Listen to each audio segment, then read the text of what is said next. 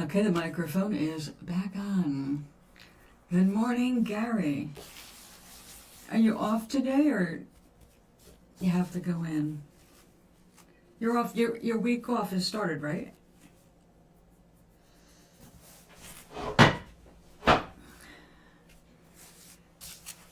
Getting ready to wrap up those socks for Mama.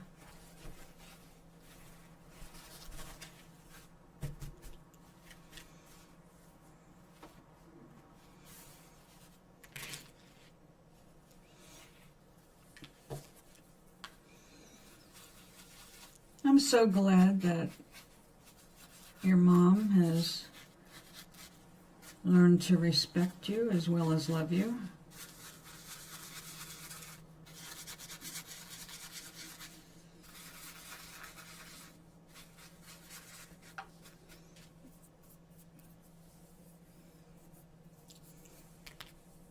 All right.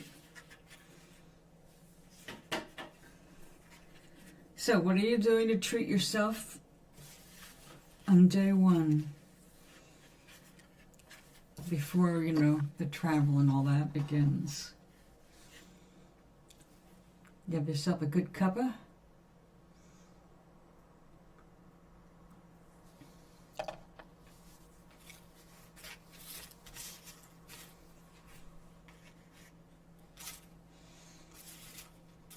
Yep.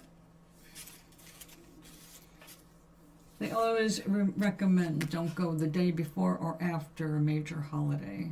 Always check your traffic apps. See what's ahead.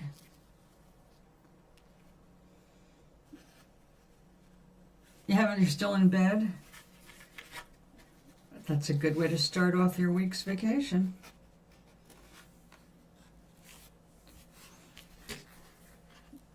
Since I got divorced, enjoying my morning time in bed has become a practice.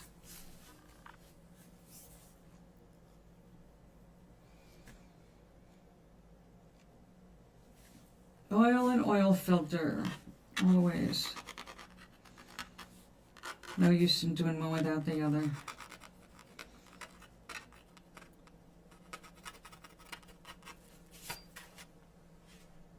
You're having someone do it for you, right? So they can dispose of it and do all the fun parts. I remember the days of doing it myself, but then Jiffy Lube came along and, man, deep gratitude for them taking that yucky job.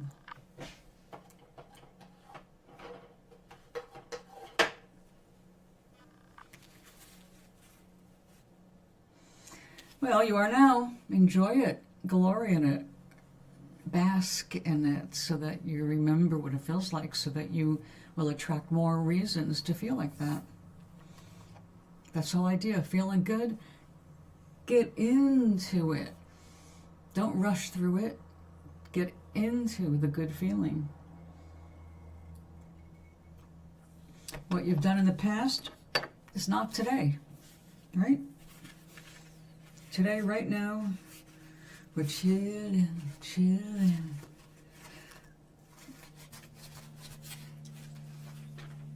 I put the coating paper on the card for my nephew. It's not cut to trim into size yet. I'm using it kind of protective. And I will build up the little scene and then the sun. Not the sun, actually. Well, I'm thinking of actually doing it in gold foil now instead of gold acrylic paint. Or I can do gold acrylic paint and then put the foil over it, so wherever it cracks, it's still gold. I think that's a better idea. Anyway, I've had that in the press overnight, so it's ready for me to start working on. But that's not today's devotion. I want to finish up some of this stuff.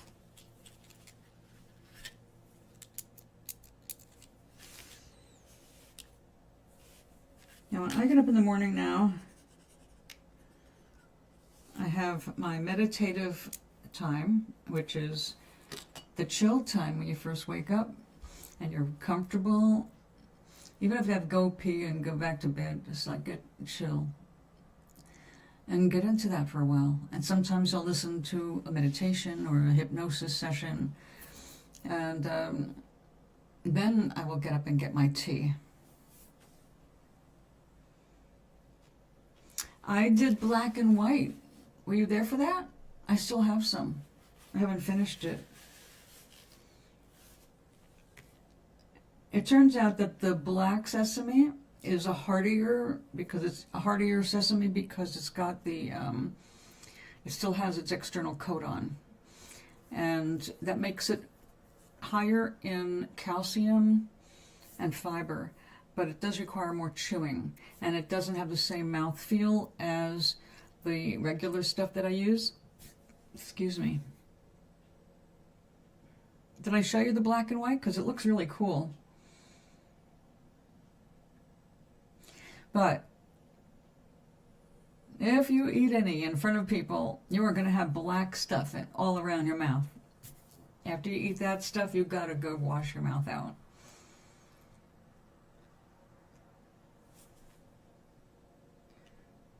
So now I understand why it's used like decoration, a little here and there scattered. That's really enough.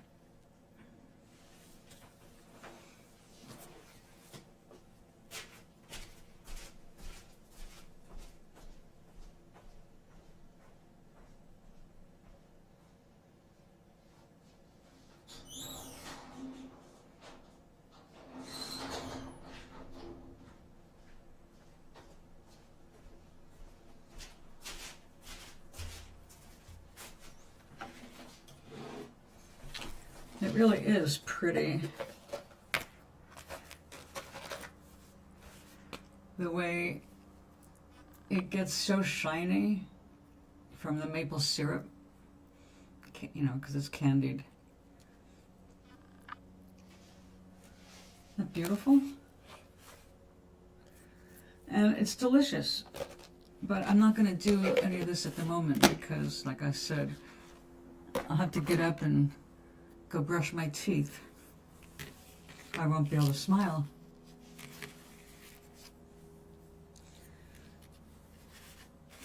Okay, I think we're just gonna... Oh, I still have some of this stuff on the sides.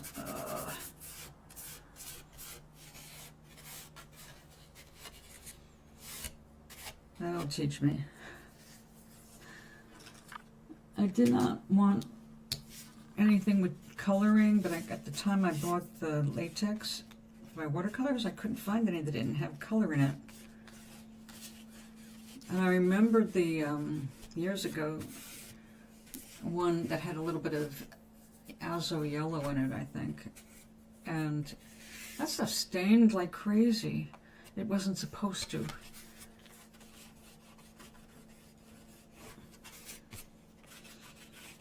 So it's good for preserving the white background of watercolors in small amounts. If you're going to do a large area that you don't want, then you're just going to cut a piece of Frisket for that.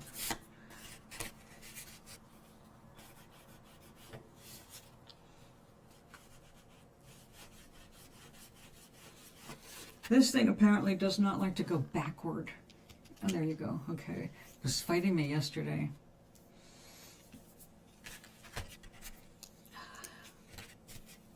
Mechanical things.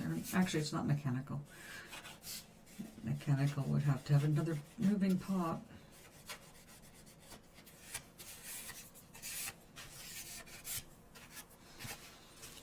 All right. One more holiday card done. And now, I thought I had a whole bunch of them. No, that's just a little happy scene. Oh, okay.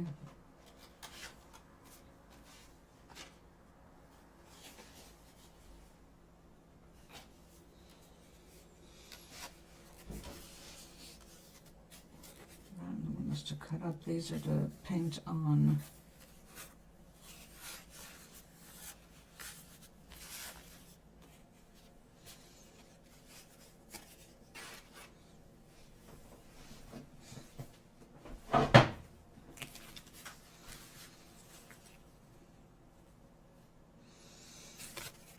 One at a time.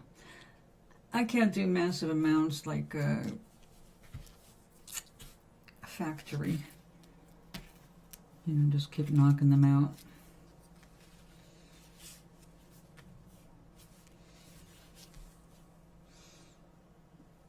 Nope. I may think I will going to use paint. Filled up my water bottle.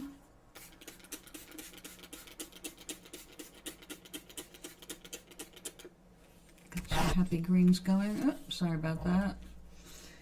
And we want some metallic, of course, because it's a holiday card.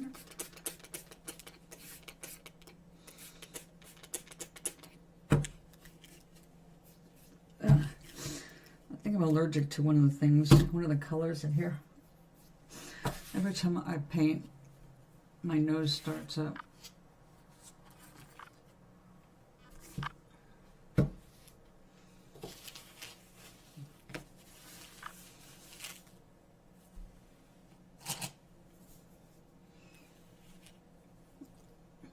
This is such a great brush. It's lived many lives. It's theoretically a disposable brush, but I've been using it now for a couple of years. I have much better quality ones available. They're so high quality. They're made with wood and metal cases to protect their points. But this is just crap, and the crap actually works pretty good. In fact, part of its crappiness is that it's now splitting and making 2 lines instead of 1. So I can go from 1 to 2 with hardly any effort, which is not normally how it should work, but it's working for me now.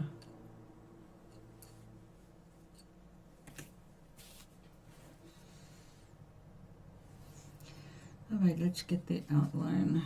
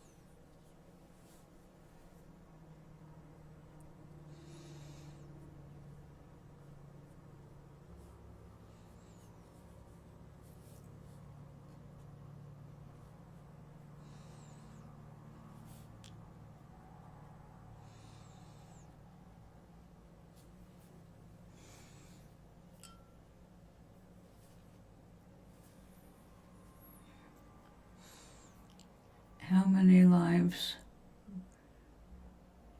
Oh yes, thank you, my monitor, my mod. I appreciate. If you want me to come back, remember to give me a thumb up, because the thumb up tells me you want me to come back.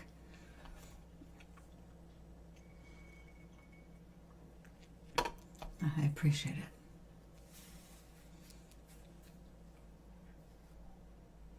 Now when I do that, do you see hearts on your screen? Because all I see are little black things. Oh, Doc's awake. Not because he wants to be, no doubt. His cat has been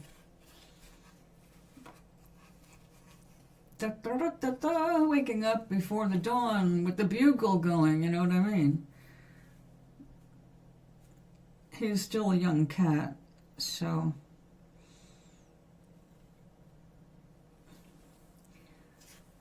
he's going to do young cat things, which of course I find hilarious, but it's not that hilarious when you're trying to sleep.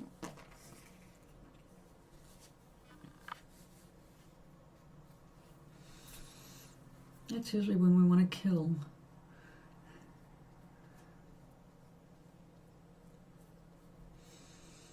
The hunting is best at that time of day for cat. As Tinker showed me when we moved to North Carolina, instead of just waking me up for breakfast, he woke me up by putting a freshly killed mouse in my hand. Look what I got you. I got your breakfast for you. You don't have to hunt today, Mom. And it was so sweet of him. Of course, I didn't tell him how sweet and good he was at the time. I didn't yell at him. I screamed, but not at him. Just at realizing I had a freshly killed mouse in my hand in my bed. You know, when you sleep and your hand goes backward like you're on the pillow. He came over and very gently put it in my hand and then woke me up. Look. Yum.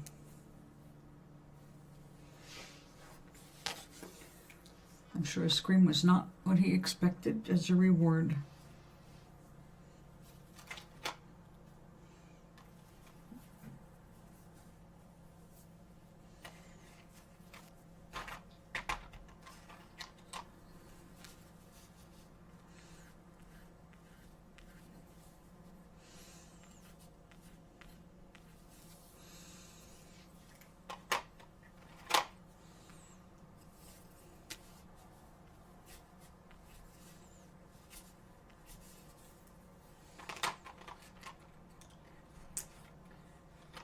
Got these little trees everywhere.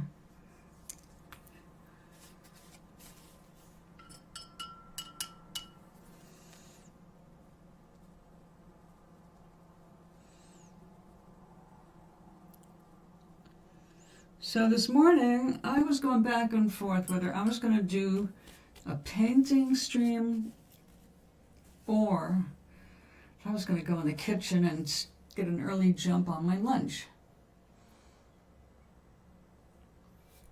I got it in my head that I wanted to throw together some leftover stuff and then make a wrap and put it all together. And see, I made extra chicken last night when I made my dinner, so I would have something for today. So it's like all ready to go. But last night I baked potatoes with it, and I didn't want to do that for again. So I thought of making some kind of a salad kind of a thing with some fresh cucumber and red bell pepper and then I saw this cabbage salad made with a really super thin sliced cabbage, just marinated and stuffed into a sandwich, crunch crunch. I love chopped salad that the crunch comes from little bits of cabbage. I mean, it's really super healthy for you. So I'm trying to concoct this recipe in my head because I've never put all these things together in one bowl. But I think that's kind of what we're going to do today. I have more chickpea flour I can make a chickpea wrap out of. All right, we're going to need some darker green. It's too blue. Let's check you.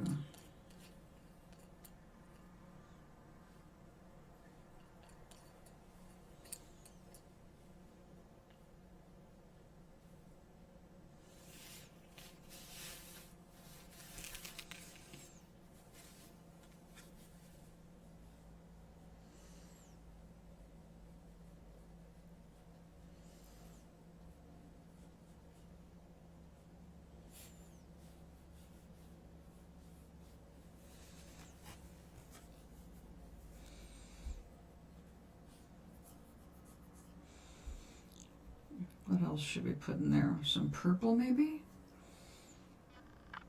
Yes, I think some. Ooh. Well, that's lavender. Purple might be cooler.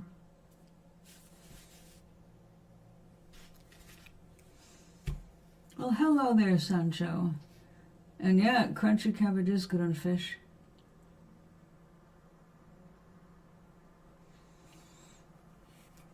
No, because Bezos abuses his employees, is putting robotics in to replace employees, and isn't paying the current employees a fair wage.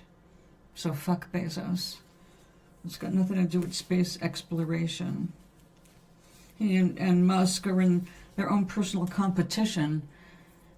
However, I do agree that if he has enough to send pop stars to outer space, he's got enough money to pay his fucking taxes. That's where I stand on Bezos, and that's why I'm not on Twitch. Why should I give him 50% of my subscriber money? I'd rather get no money.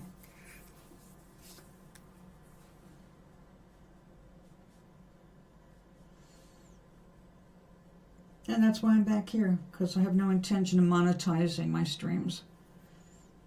It goes against everything I started out doing 18 years ago.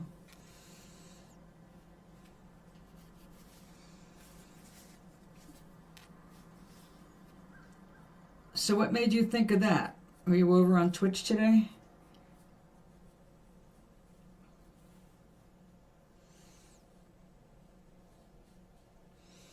There's also a lot of intentional predator shit going on there. And recruiting for white nationalism. I just can't support them anymore.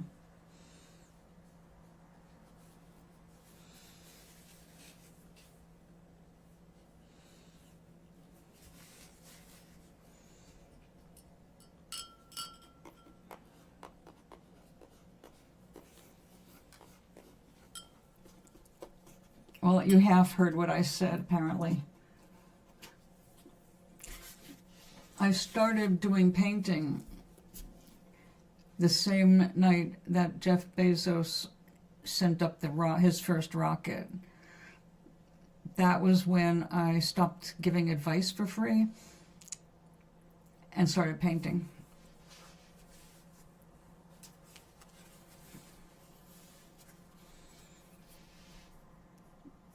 Yeah, no more Twitch for me.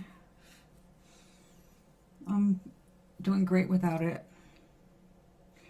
Every time I start over on a new station, I start over with developing followers because I don't advertise. I don't send out newsletters. I don't monetize. It's like, if you need me, you'll find me. If I can help you, you'll end up in my sphere.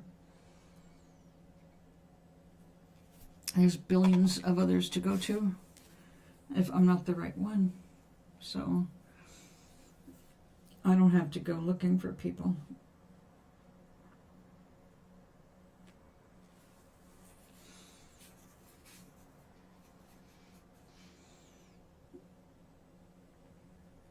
I don't chat, isn't it? Well, honey, whatever makes you happy. That's the purpose of being in this manifestation. For the manifestation of happy feelings. So if you feel good there, I don't want my decision you don't have to reflect my decision in your own, you know what I mean? We get different things from different things. That's why we're different.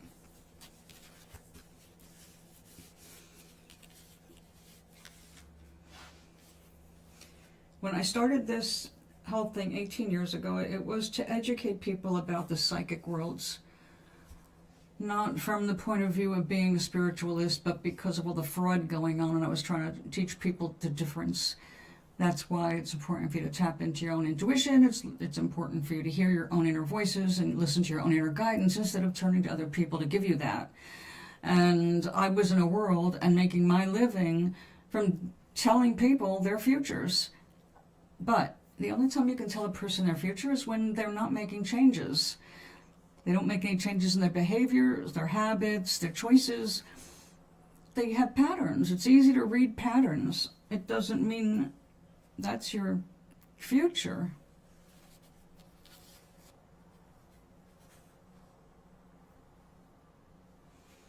Good. When you make a commitment to yourself, just yourself, don't announce it, but it is to yourself. You have to make a commitment. You say, I want to be happy. If you don't start from that foundation of you want to be happy, you're not going to get any guidance on how to get there. You can tell by your mood exactly what you're attracting into your world at the moment.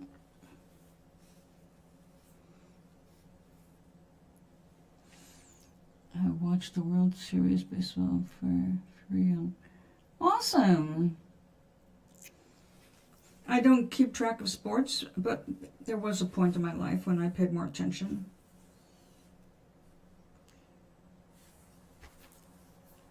That more you focus on your happiness, the more opportunities are going to present themselves to make things even better.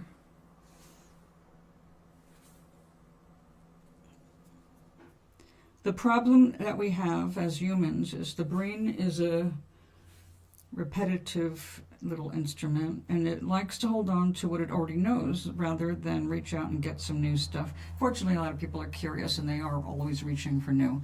Because basically we're here to be creators of our own experience, which does not mean you have to be a creator in the world in like building rockets. Okay, you can be a creator just by coming up with a new way to get out of bed in the morning that feels better for you. It's a very personal, individualized experience that you're here for. Which is why I always have a little problem with people who try to tell me how to live. And I've spent the last 18 years trying to teach people that they need to choose how they want to live. They've got to direct themselves into how they want to live without the undoing of themselves all the time by going back into the, well, okay, it's very typical is the lack of money or not enough money or the poverty thinking.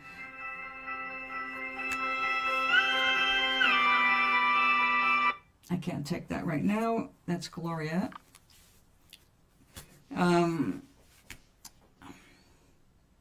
When we need money or need housing or need food or anything, when we have a need for something, we're asking from the point of poverty, that we don't have it. It's hard to believe we'll ever have it because in the moment we need it, it's not there. We start getting all kinds of these fearful emotions coming up. You know, it's a survival thing. It's a normal thing. The brain is made for that. The body is made for that. You're going to do it. But if you realize that what you're doing is automatic thinking about the lack of what you need or desire, that's where your energy keeps going backward into what you don't have.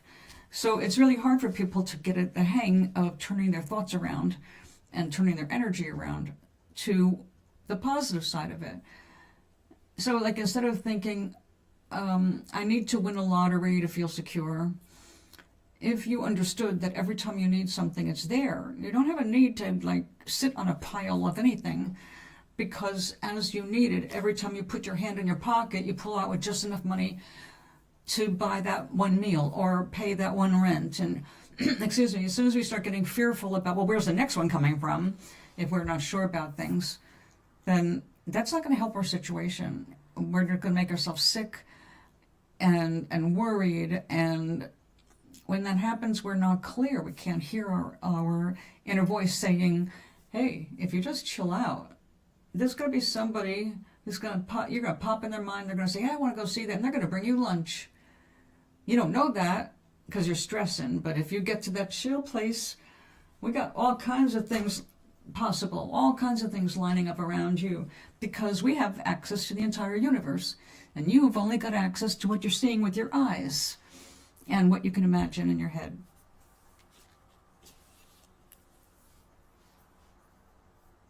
We are not meddling. We are here to do everything.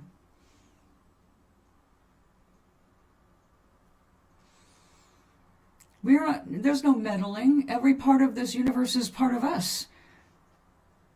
We're fine going into space. We're fine going underwater. A lot of people have said the same thing about water. We're not meant to go in submarines. We're not meant to live at the bottom of the ocean, but we're always trying. We're trying the limits of our environments. We're learning more about every angle that we can observe on, from particle physics to, well, everything, just trying to figure out how we daydream.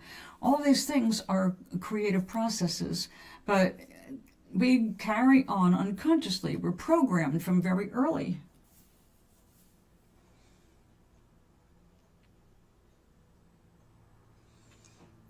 Did I grow up paycheck to paycheck?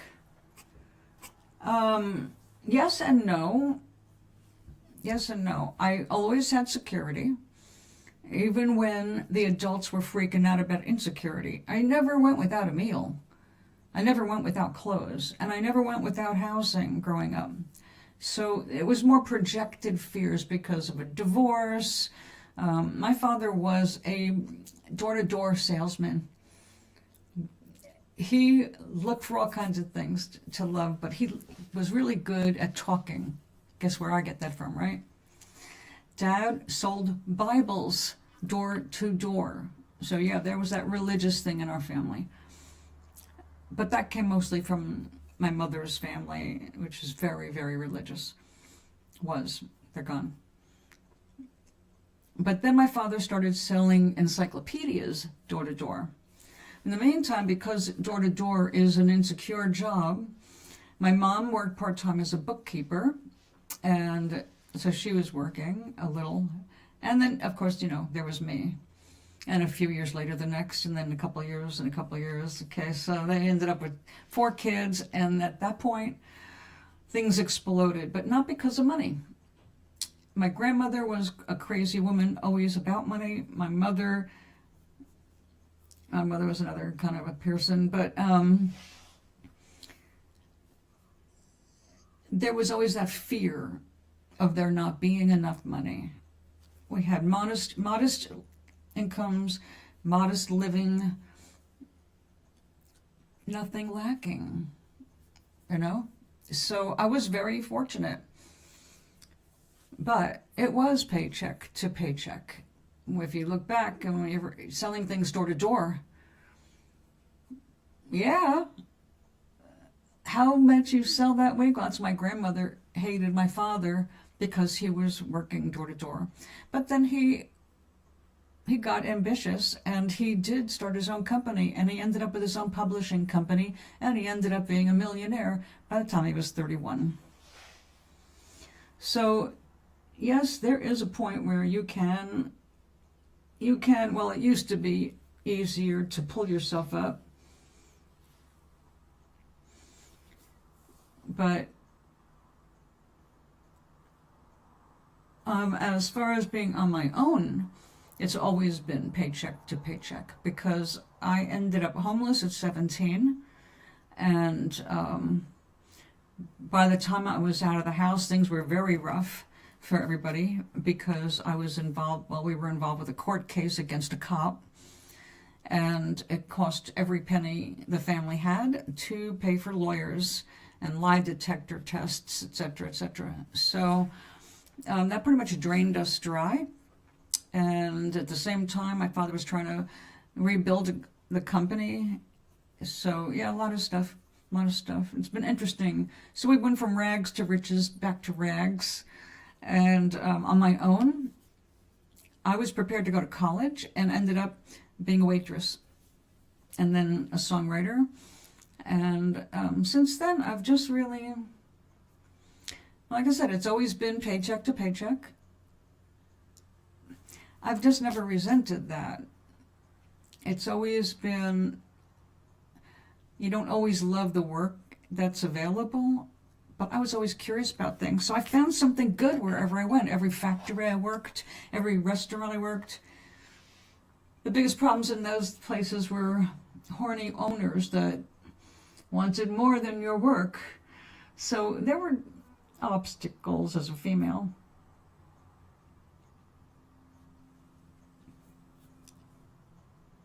And Carta.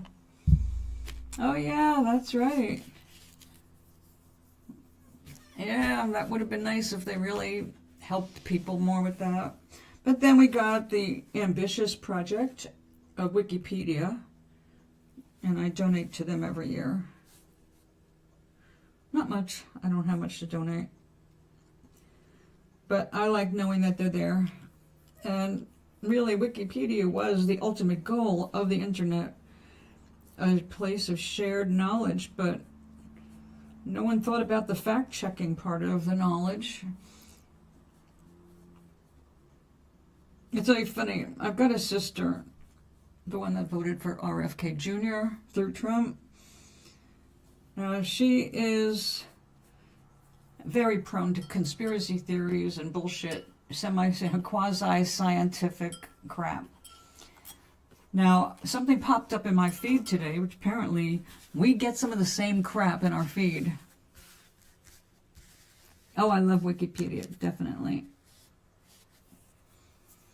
Yes, it was, there was a sincere effort to create a repository for all knowledge. That's what the goal of the internet was, to make a global source of info, kind of like what we saw the library at Alexandria to be, where all the scholars could go, where all of the most important texts could be stored and people could access. It was meant to be the great educator, you know?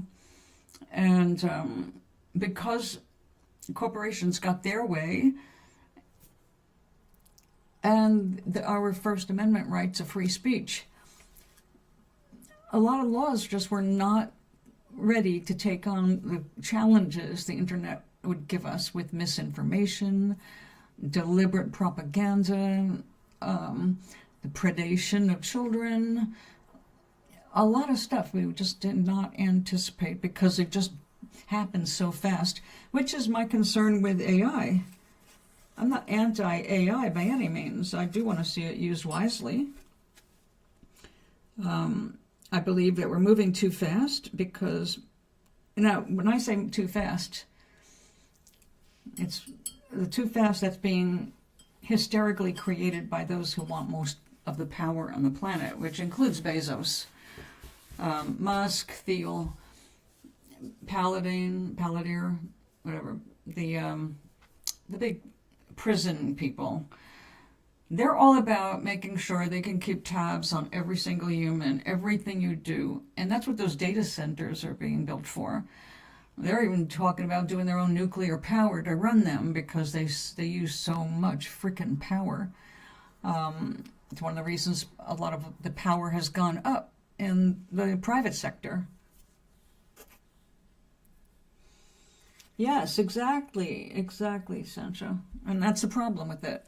We did not take the time to see what needed to be regulated because it was suddenly just spilled out. But look at the .com collapse, right? Suddenly everybody was trying to make business online and they collapsed the system. And brick and mortar stores failed left and right. It's it's been strange. Like when I lived here 45 years ago, 45 years ago. So I lived on either side of the river, and their big news at that time was this big mall being created. Everybody was so excited about this mall. It was going to be gorgeous. It was going to be a place like a playland for adults.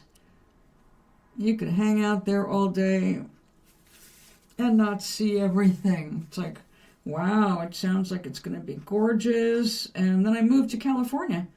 I never saw the completion. I guess it completed around the same time I was moving. And by the time I got back to this coast, it's already so far in decline that the military is using two ends of it for their own stuff. It's like, what?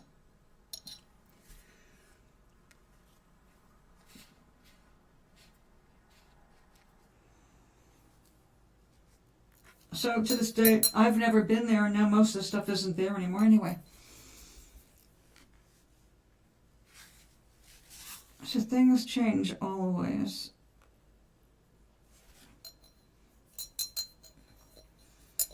Well, I've been to a few that definitely were. There was, I think my favorite mall was the Santa Anita Mall. I think it's the Santa Anita Mall, Southern California. That was, yeah, the food court will keep a lot of those places alive, right? There's one in, I went to in Yorktown, Pennsylvania like that. Matter of fact, we went there a couple times because of a big shoe place that was famous for their twice a year shoe sales, buy one, get one half price. So the two of us would go and each get a pair and split the difference. So that was fun. But there was like almost nothing else in that mall. It was like this one gigantic 2 or 3 story store, and then the rest of the mall was pretty vacant except for the food court. And so we would go and have lunch there. I'm sure a lot of that's closed down now too.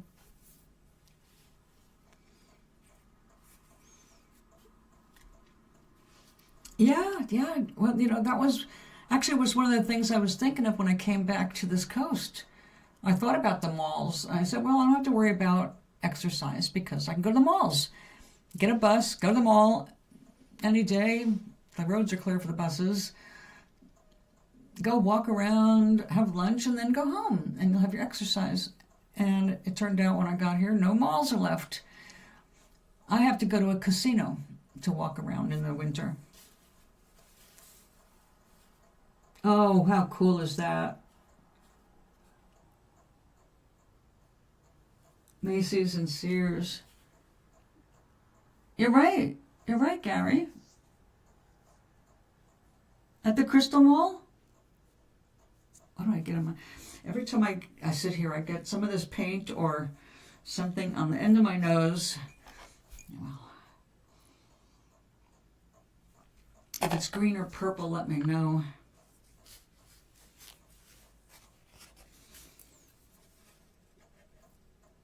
The thing is, we have such great imaginations.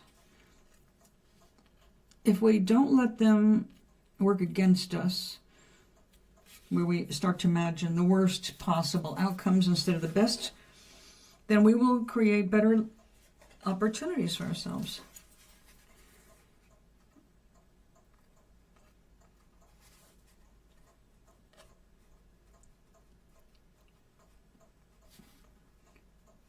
Now, one of the things I do love about YouTube, and look, I love it here, even though, yes, it's one more giant that is doing wrong in the world, but I have no control over that. And I'm like out of options. I've said no to every corporate asshole I can possibly say no to without completely obliterating my own life. So if I want to stay live online, I have no more choices. I'm here, unless I start bringing in some money in some bizarre, unknown fashion at the moment, and I can pay to broadcast like I did when I was on a couple other channels. And I was making enough money as a reader that I could pay every month to warn people about readers. But that's not happening anymore. It's a drag about being in my position.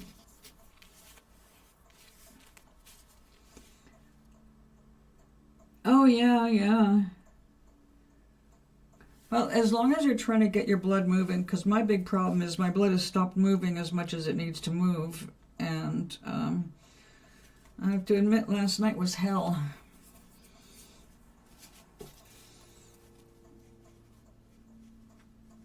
Fortunately, I did get back to sleep. But, yeah, my body will do things that just surprise me at times.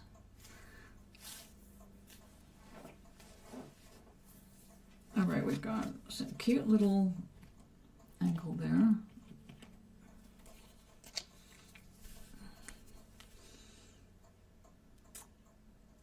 Don't blow up, just give me a little dot. Thank you.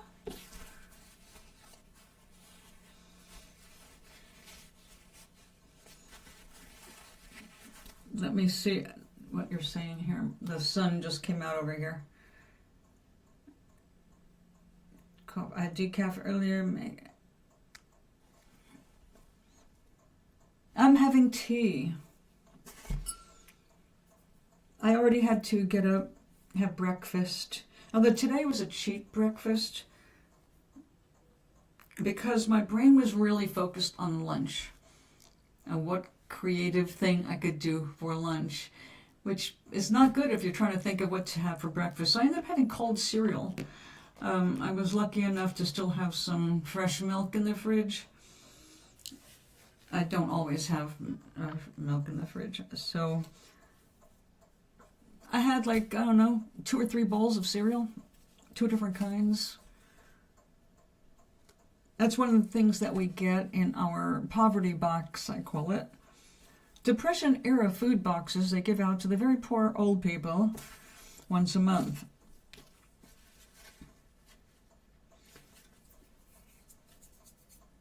And one of the things you get every month is 2 boxes of cold cereal and 2 quarts of shelf-stable milk, which the last time I opened one was so disgusting.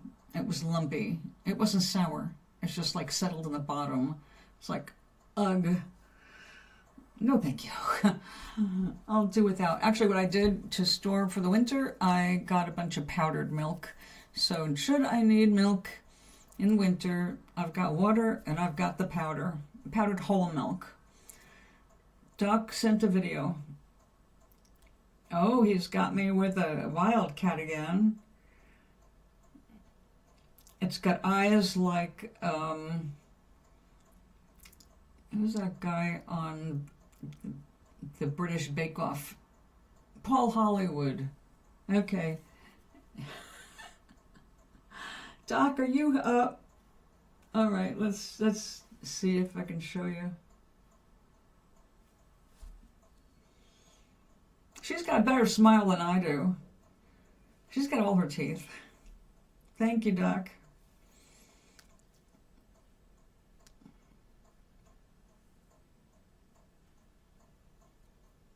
Oops, I'm trying to stop playing it. Go. This little phone, I can only have so much on it at once. Oh, I don't drink milk. I don't drink milk. I use it in my breakfast cereal if I decide that, and I cook with it. Like, I don't cook with it. I bake with it. If I bake a cake or muffins, I will use milk if I've got it on hand. I won't mix up dry milk for that occasion, but yeah, I love to bake for my neighbors, so I keep milk around for that. I knew it! Cyrus, you bad boy. Aloha. Oh, my pain was muscles, cramping. I was sitting in bed, falling asleep, and I have circulation issues for a couple of reasons that include my back compressing.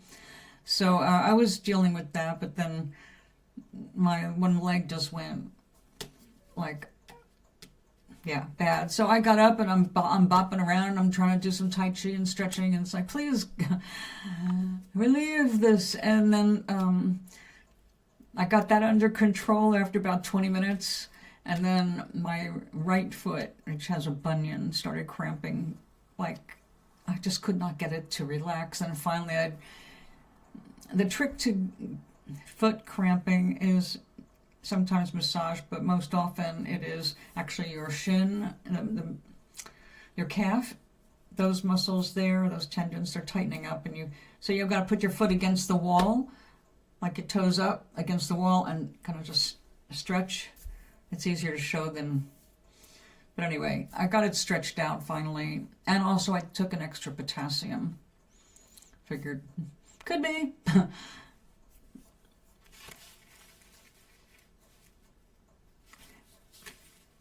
But I don't do milk in general because, number one, I'm lactose intolerant. Number two, I discovered that just for me, dairy is not as digestible as other things. I just don't do much. I do half and half in my tea and coffee, and that's the only dairy that's consistent. Occasionally I have a little butter, but I also buy the best butter I can possibly get because I use very little of it. So I get stuff that's 82% butter fat, and if I can, not made in America. I try to go with people who have high standards, because butter is good for you. Bad, cheap butter is not good for you. Also, too much butter is not good for you. Well, too much of anything. But anyway, so this morning we're talking about this guy who's come out, and it's really, he's pitching, all right? He's like an infomercial about fascia and the water tubes in the fascia. And it's like, oh God, I'll bet if my sister hears about this, she's just going to go for it. Sure enough, the one that falls for everything, including vaccines are dangerous, she fell for it and sent it, the very thing that I watched and went, oh Jesus, not another one. She sent it to my sister, and my sister had the same reaction I did. Like, we're familiar with the science behind this and the bullshit part of this, and no, this guy's just selling something. And basically, if you want to work with your fascia, do Tai Chi and yoga. Tai Chi and yoga are two of the healthiest things that you can do for your body, and you can do them indoors without having to go outside and worry about your weather. Just in strengthening your core, you're going to eliminate a lot of potential issues for your lower back. So one of the best things, no, Blue Bonnet is not even butter.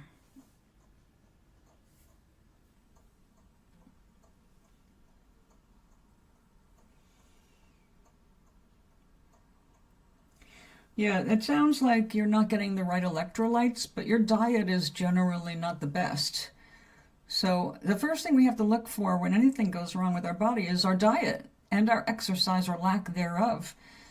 Because we do things all the time because it's been made convenient, it's been made commercial. It's like here, here, here. And also you got to remember the corporations that are behind the stocking of all of your shelves. You don't go into a grocery store and pick things haphazardly. You may think you do, but you don't. Every single thing has been lined up. If you look at who actually owns the companies, only about 5 companies own everything in a grocery store. That's it. They own all of the people, and they dictate what things are going to be used and all of that. It's just, yeah. No, if it's margarine, it's not good for you, just because of how it's made. If you're going to use butter, use a high quality butter and use less of it. Olive oil is your safest oil in general, even though we're getting crappy olive oil out there too, because, all right, that's another whole topic. Well, olive oil is like a huge product for Italy, and they take great pride in it, and they also have great regulation of it. So if you see an olive oil that all comes from the same place, it's going to be fine because their reputation stands on that. But if it's global, means what they've done is they've collected all of the smaller people or the crappy people, their product, and it can even have been made with moldy olives, and you're not going to know that. So that's what happens when you buy the cheap olive oils. It's kind of like people railing against seed oil. There's nothing wrong with seed oils except for how they're extracted. And like I use sunflower oil, but I get sunflower oil that's expressed. It means they press the oil out. The larger companies, for their canola oil, if you see a big bottle of oil and it's a reasonable price, it was not expeller created. It was done through chemistry. They mash it down, they mix a chemical, it dissolves the oils, the oils rise, they skim them off. There's a chemical component, and that's why they said seed oils are no good. Seeds are fine, especially if you're eating them whole or chewing them up. So there's a lot of garbage information out there that you can't really do anything about because every commercial on the TV is all about selling that shit to you. It's in your subconscious mind. Until you make a decision, I don't want to eat things that are really outrageously unhealthy for me, you're just going to be on habit. You know, you're just going to buy what's habit, and your taste buds adjust to your habit. Just like if you're a smoker, all right, if you smoke tobacco is a drug, which people don't want to believe, but yes, tobacco is a drug. If it wasn't, you wouldn't be addicted to it, and you wouldn't enjoy smoking so much because it's a drug. It's giving you pep. It's giving you relaxation. It's a really unique drug. I was addicted to it for a lot of my life, so I get it. The thing is that while you're smoking and just shortly after you stop smoking, it distorts your taste buds. So you don't know what you're tasting. Whatever you're tasting, like there were things I could eat when I was a smoker that I can't go near now because I can taste them. And I can taste the chemicals in them. It's no longer, oh, this was a great muffin. It's like, what the hell's in this muffin? And that's what'll happen if you quit smoking. I'm not saying you're a smoker. I don't even know if you still smoke. But smoking any amount, tobacco suppresses all of this. And it takes a lot of your life offline. There's just so many things that we have been bred in society to accept as normal and okay, and we just adapt. And just because we don't drop dead from it and we've got medicines that'll keep us alive longer than our ancestors were able to live, it doesn't mean we're any healthier. We're actually not healthier. We have more diseases coming up all the time because we're so much less healthy. Now, some of the old diseases that they were just not diagnosed because we didn't have the tests. They did exist, we just didn't know how to detect them. Different. But now we do make our own diseases. So there was this book I read, it just made total sense. And I mean, I didn't even have to finish reading it. I knew exactly the same. It's called Slow Medicine.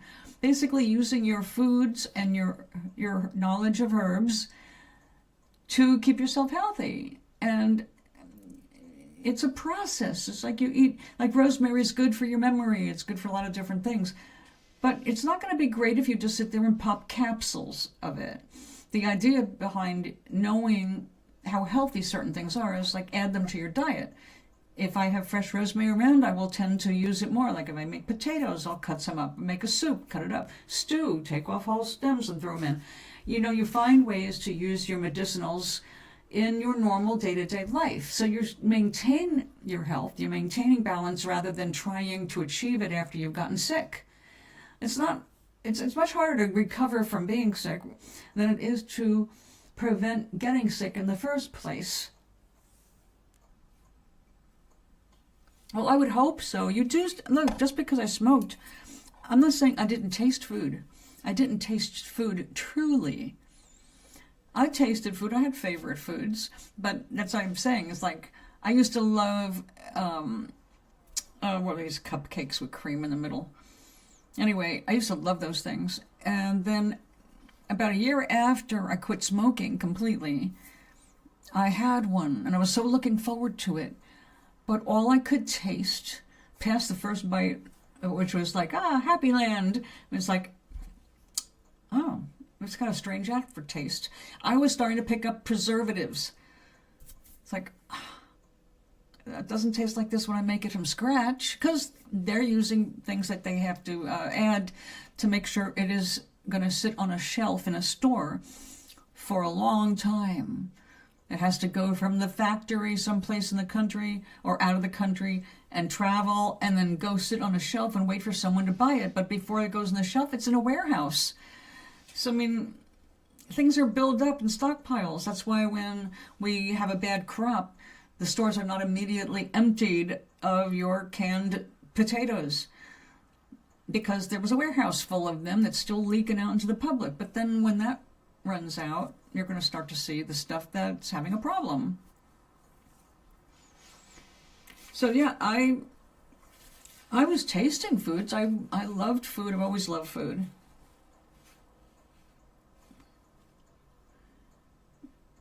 Oh, those cupcake things? Yeah, that's immediately you know not to eat that if it gives you heartburn. That's a definite no-no. But not everything gives us an immediate response. Sometimes your body, don't forget, your liver is an organ that can renew itself to a high degree. Every night, your liver cleans itself, usually between the hours of 9 and 11 p.m. Yes, we have a body clock, which is why we take medicines at different times of day. Like blood pressure medicine, if you're only taking it once a day, you take it at night. Cholesterol medicine at night. Because it's all got to do with your liver. But the liver can only take so much, and while it starts to rebel or not be able to repair itself properly because you're not getting stuff that sustains its health, you're just challenging. So yeah, we survive all this stuff, but doesn't mean that we're thriving. And that's where we need to start to learn the difference. You don't have to go crazy changing your diet. And you don't have to dose yourself with capsules of whatever. But if it's something you feel is healthy and it's making you feel better, sure, do it for a while and see if it's a placebo effect, which is valid, or if it fades away and it's not really doing anything and you're just giving your body more stuff it's got to get rid of. Anything you swallow has got to be metabolized. It's got to go through your whole body before it exits. And it goes through two different things. It's going to go through your urine or through your feces. Either way, it's got to come out. You're just making more stuff for your body to clean, which is why we want to be careful about what we put in the first place. Like years and years ago, there was this big thing about, oh God, my aunt and my crazy sister both were on this like flies on shit. Cloves. Cloves for parasites. Everything's about parasites. That's the big thing, right? Well, let's get some barn animals do have lots of parasites. It's important to know about them and take the proper steps. That's why we have meat and all that fish inspections, because parasites, which now we really have to watch out for, because JFK just got rid of that whole thing, so that there's a fraction of the stuff that we're eating or going into market is being inspected. So we can expect a lot more cases of salmonella and all that stuff coming up. So we are really going to be responsible more and more for our own diets, because these people are nuts.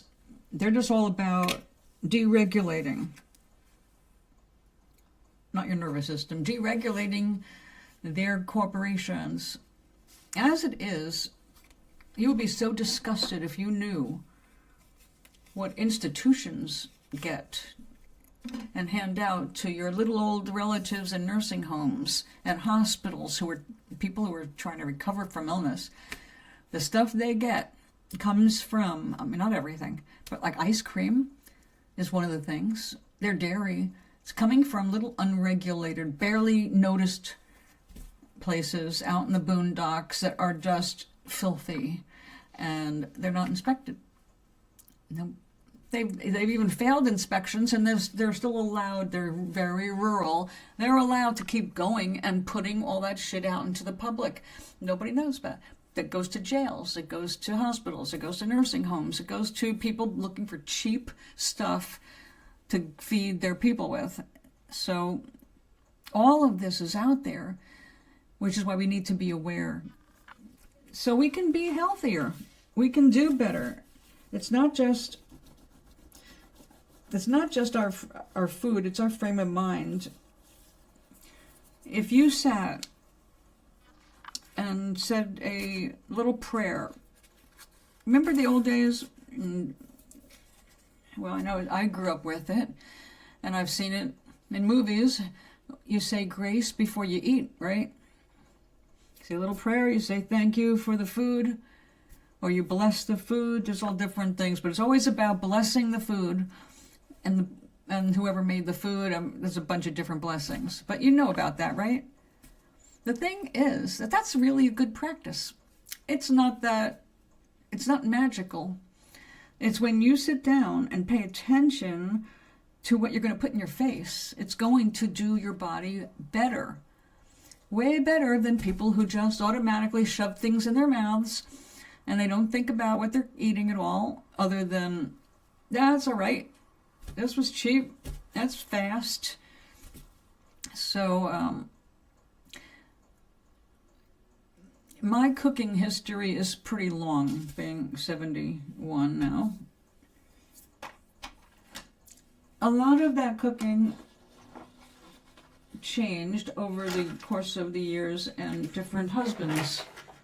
Husband number one was a college student who'd graduated and got a great job, and that's when we got together. But he still had college mentality in terms of food. He was still on the macaroni and cheese hot dog diet, where I was, there's no freaking way we're doing hot dogs in this house as a meal. Well, we did, because he liked the cheap and fastness of it. And macaroni and cheese, well, lactose intolerant. I was not pleasant, but that's what he wanted. So I did not get to explore too much in the diet when I was married the first time. Although when we ate out, we did try some cool shit. We even ate snails. Escargot. So it was fun that way. But at home, it was the cheap diet. And then I had to learn about climate cooking because we lived in California. It was way different when I lived here in New England, and I could make a pot of lentil soup or cabbage soup, or, you make a big pot of something hearty, and it sustains you through a cold winter day, and that was something I was used to doing. But in Southern California, you're trying to dissipate that heat. You don't want things that make you rev up. So, whereas I had learned the joy of beans, I stopped doing that because it seemed like, well, first of all, in the summer of Southern California, which was pretty much all year long, I did not want to be cooking anything on my stove all day long. Pots of broth and, your soup bases, your stew bases, all that stuff. Hours of cooking on the stove. Well, you didn't do that in Southern California. None of my neighbors did it, and given the amount of heat and that the air conditioning was on all the time. So yeah, totally different lifestyle, different cooking.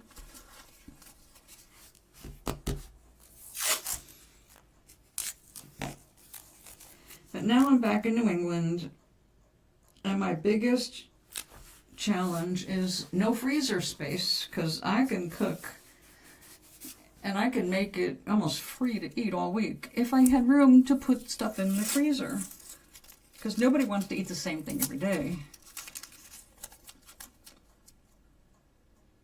I just watched a video, and I already knew all the basic stuff, although she had some recipes I kept just because they were good recipes, that you could make one big thing of soup base, which is like your stock pot, and from that base you can make at least 7 different kinds of soups.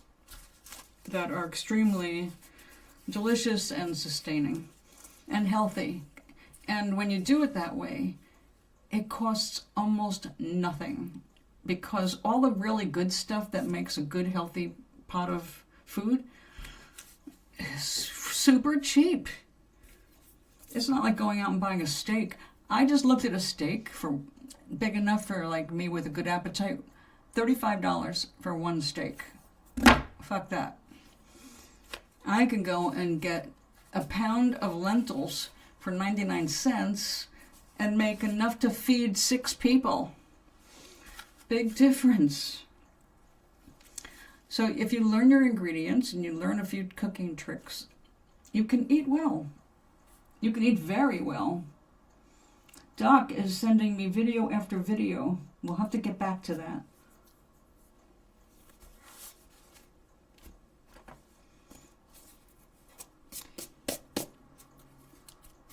Well, I will confess, as much as I enjoyed cooking, after 30 years of cooking for other people, I was ready to just say, frozen dinner time. And when I first moved in here, I did a lot of frozen dinners because I could get them delivered during COVID.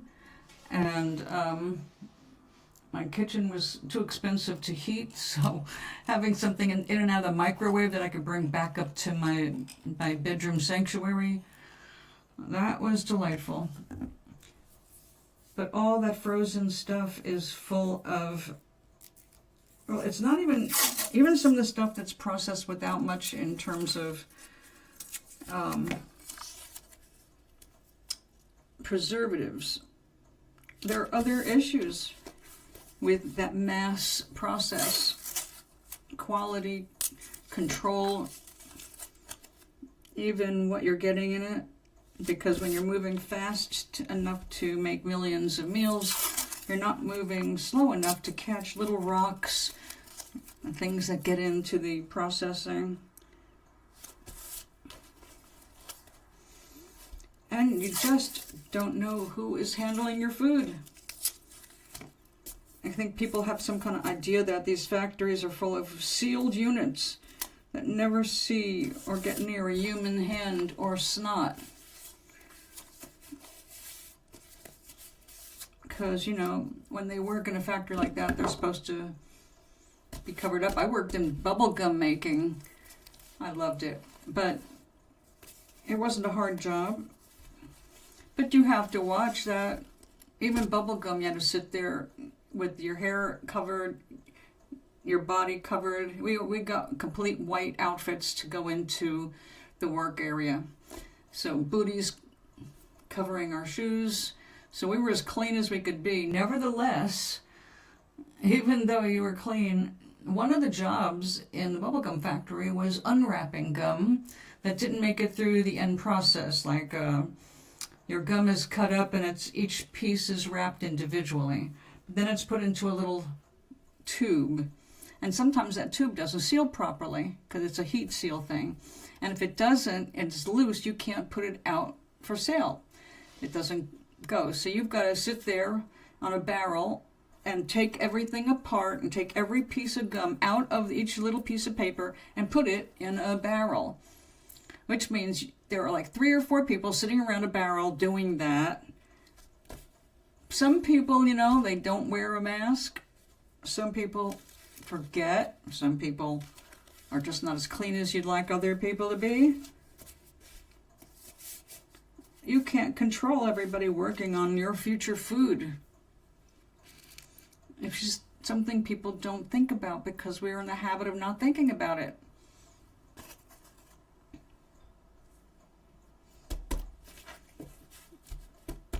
All right. Blue and pink and gold. Yes, we will do blue, pink, and gold. They work well.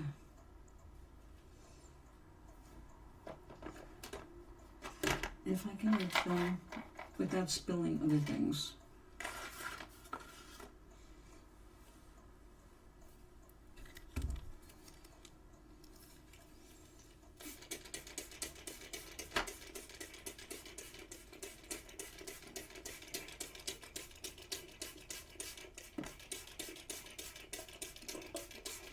Now, since parasites are a big subject these days, at least according to the commercials I'm seeing, I just want to remind you that unless you are a hunter and you are killing and eating your own catches, unless you are in an uncivilized area and you're walking barefoot all the time, the potential for you to get any kind of parasite is very, very slim. Now, it has gone up because of, like I said, food not being properly inspected. And they know they don't catch everything in commercial fish, which is why once you go on chemo, or if you're pregnant, you're not allowed to have sushi, no raw fish, because you need it to be heated up enough to kill whatever parasites are in it. Because when you're in those weakened conditions or susceptible to infection, you don't have the body reserves to fight off a parasite. A generally healthy person will kill any parasites that come into the body. There are exceptions if you're around someone with ringworm, things like that, but those are not the most common cases. We used to hear about that a long time ago, but our normal way of living anymore pretty much killed off all that stuff. We don't even have the right things that we need to sustain life in our soil anymore because of 40 years of pesticide use. So there's just so many exaggerations.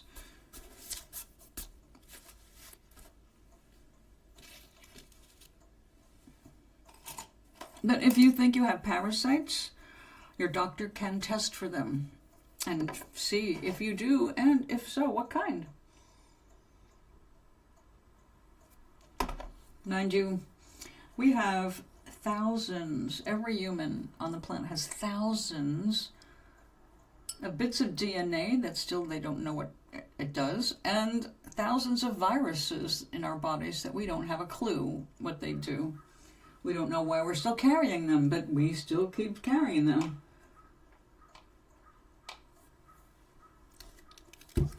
The world is full of mysteries, and we're here to play with all of them as it turns us on to do so.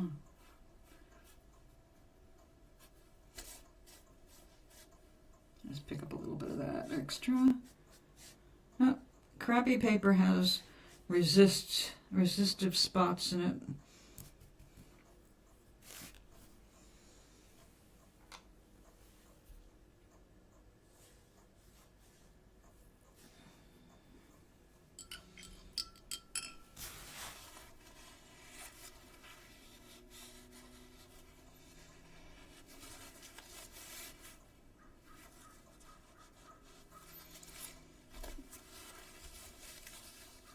You know those commercials? You see a lot of them here. Do this secret. The doctors have kept this from you. Do this and you'll cure your diabetes. You'll cure your eyesight. You'll cure your tinnitus. All right? It's always something super simple, as if doctors and actually researchers were too stupid to discover them after 50 years in laboratories testing everything that we eat and play with. 25%, approximately 25% of our regular medicines that are produced by the pharmaceutical companies came from or inspired by natural sources, natural herbs, like aspirin. Basically comes from white willow bark. White willow bark give us aspirin. So we know a lot. So when people come online with these commercials like they're keeping it a secret, if you just take these 4 common things, you will cure yourself of this. Or, oh, I love the ones for erectile dysfunction. I think some comedian said something about it. It seems like everything being advertised at the Super Bowl is something for erectile dysfunction or beer. Then someone suggested that maybe if they don't drink so much beer, they won't have a problem keeping it up.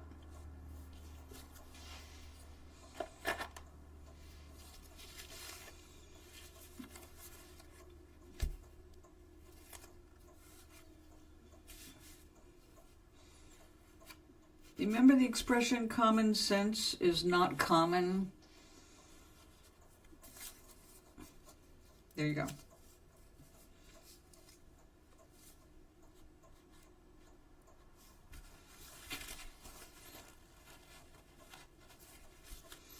All right, now that they are taking it's their own little time around the paper,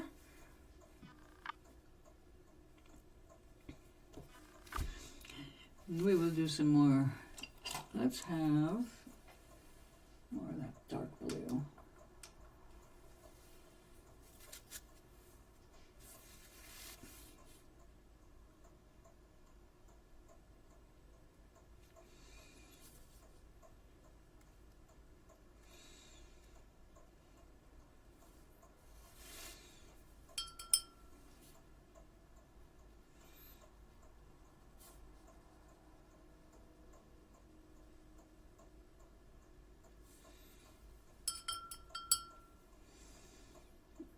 The beer people just called me and told me not to listen to you. Well, if you don't have an erectile dysfunction issue, go ahead.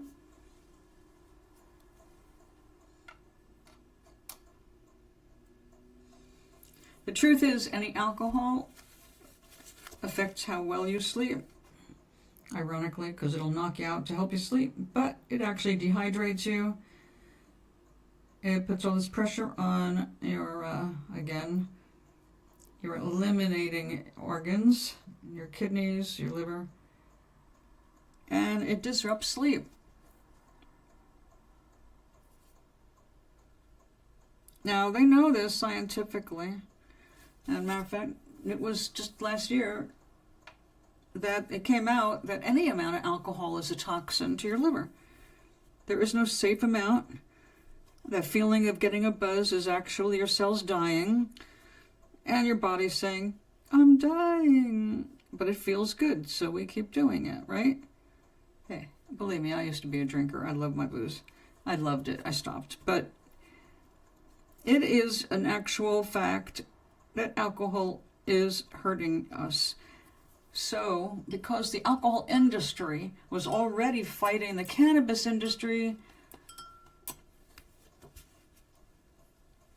guess what? They pulled all of the reports off. They took them all down from the government site. So you can't see what they discovered about alcohol because it'll hurt sales of alcohol.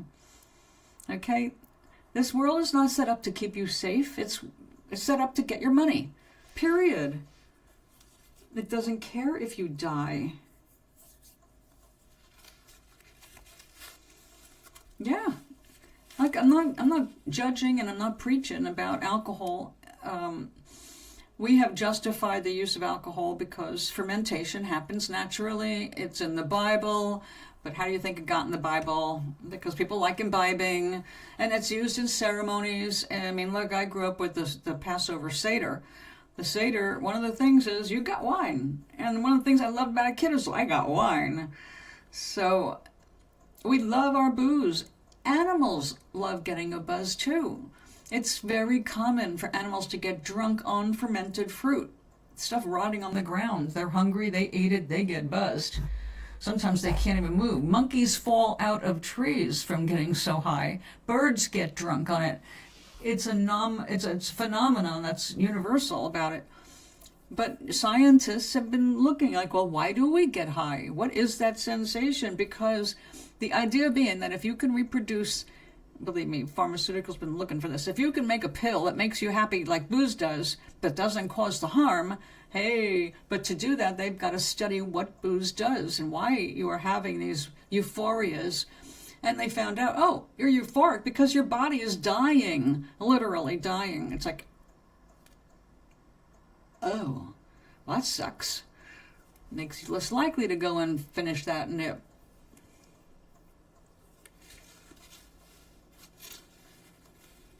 Yes, it's all about cat. Hey, greetings, Charlie.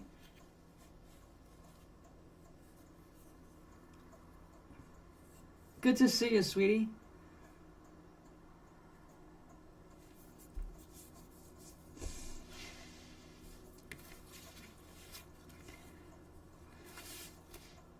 So am I saying never drink?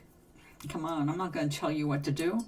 But is it good to remember when you are drinking what it's actually doing to your body versus what we'd like to ignore about what it's doing to our bodies? You think I thought about my health when I was drinking 5 shots of brandy at a time? I was not. I was thinking about other things entirely, like shooting pool, and I wonder if I can get that guy to go out with me. So, yeah, we have a lot of other things going on in our mind when we're drinking. Or sometimes, you know, like I said, mellow out, go to sleep. Problem is, it does affect your sleep. But do we notice it? Not really, not until we get a little older, and all those subtle signs that we're easily able to ignore when we're young, when we're bouncing back, we feel it. Yes, exactly. Iguanas do. They fall out of trees, not just because they're cold. Eating fermented foods, eating fermented fruits. Elephants are known for that. I mean, they've got videos because they're completely drunk. These animals are freaking around with each other. They're like rolling around on the ground. They're swinging and dropping. It's like, yep, they're drunk. I've seen my uncle do that.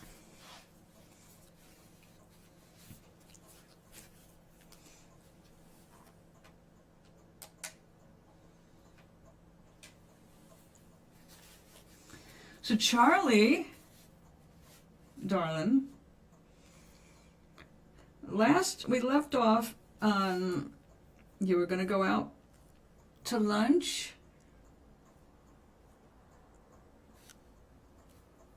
with Mr. Shiny.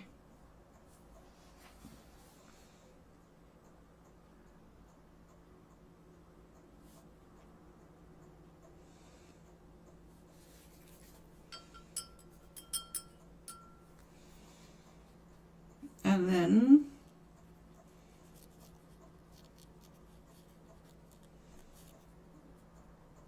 Charlie made a friend who likes to talk about philosophical things.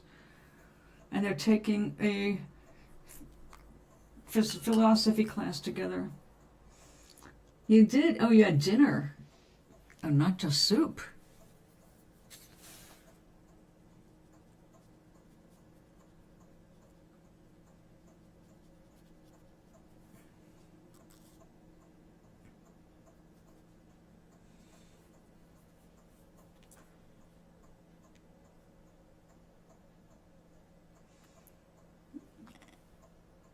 We had dinner.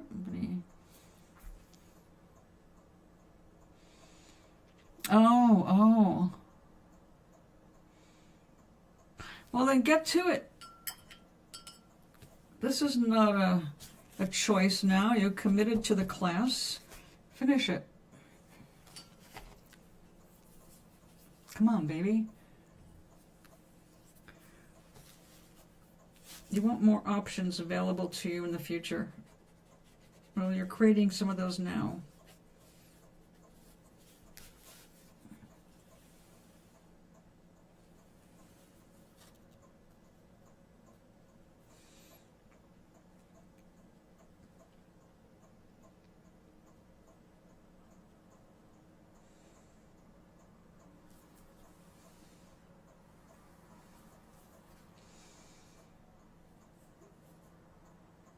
Well, I'm sorry you're drinking in the morning. That's not a good thing.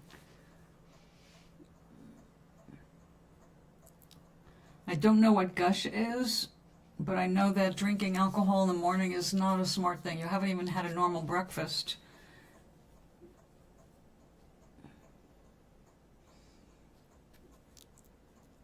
You know, want law. Well, I get that. What's your next option? And will you be able to stay in school?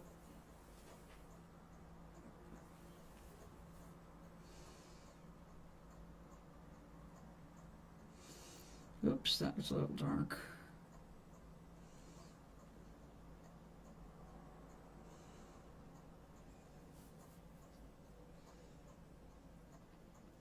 You don't know. Well, it sounds like you have to do some meditating to check in with your feelings. Go down some lists in your mind. How do you feel about this? How do you feel about that? Well, if it's boring you, then the subject isn't holding you anymore. It held you at first. Okie dokie.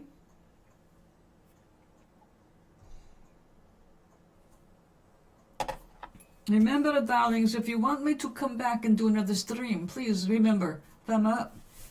If you have the moment, a comment to be counted by the algorithm of YouTube must be 7 words or more.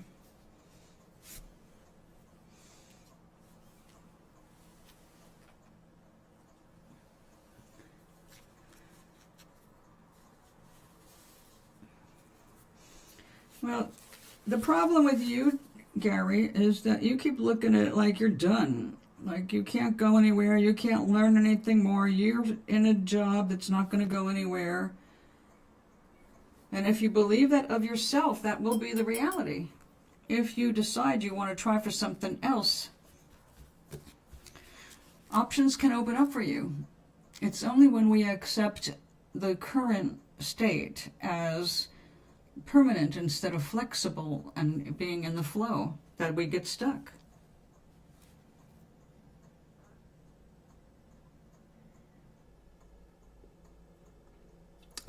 No. Well, it sucks.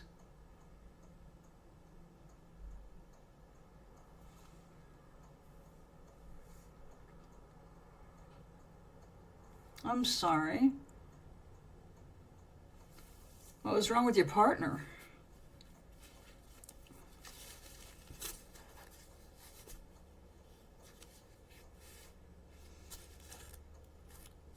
I think we need some silvery. It's a little silvery. Oh, it's lunchtime.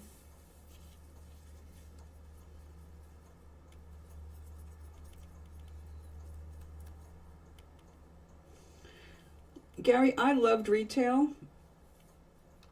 I loved my art job so much. I would have stayed there if I didn't move. But I couldn't have stayed indefinitely because the pay.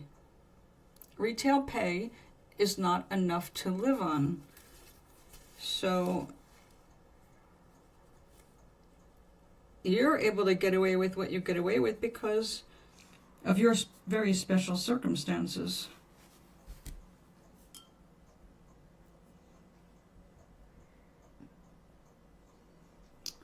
Oh, well, I'm glad you got to do some, anyway, some debating.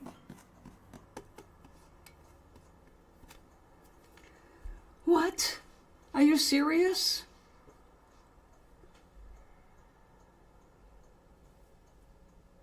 No. Oh, come on. That's got to be an exaggeration. Why would you leave a tournament to get your freaking hair done?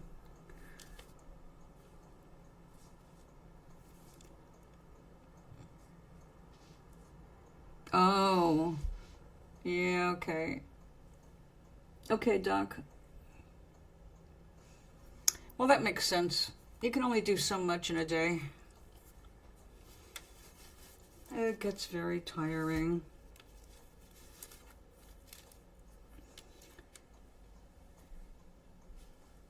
All right, where is... Oh, there we are. Wrong blue. Crap. All right. Well, you dry. Well, I think. You dry. Oh, no, you're done. All right.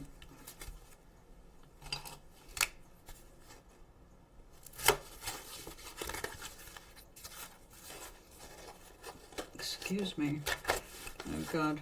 I think I've got the hiccups.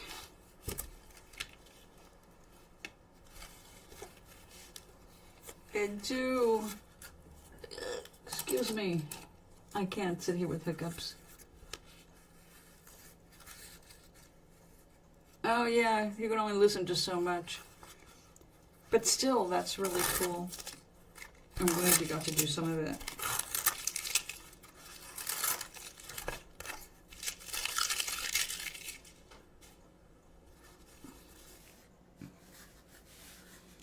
See, all the time that, like in high school, when we had debate clubs and chess clubs and all that fun stuff, we actually had that stuff in my high school, but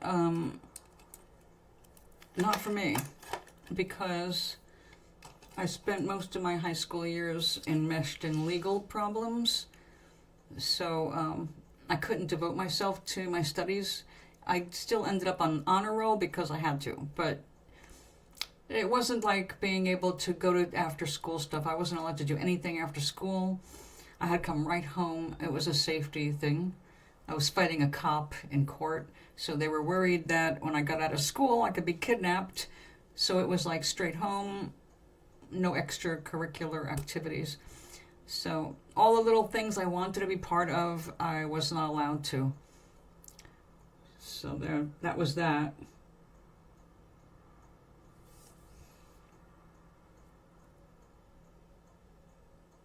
Oh, that's weird.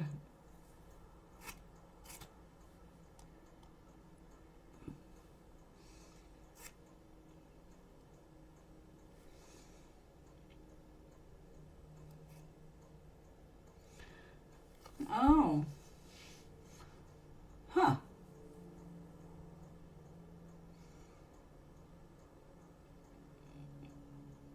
So what did you have? Do you remember the names of what you ate? Yeah, that would annoy me.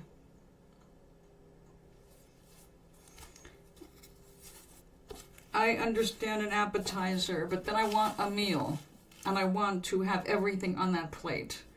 Usually in Mexican restaurants, that's what you get. I mean, you can do appetizer and a dessert, but mostly it's like you order a main dish, and it's got everything that you need on it.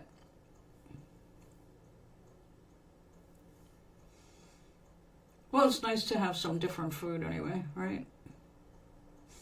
I love salsa. Not big on chips anymore, but I used to love the salsa and chips. We used to always start out with salsa and chips. 2 things of fried chicken. Actually, I've never had fried chicken in a Mexican restaurant.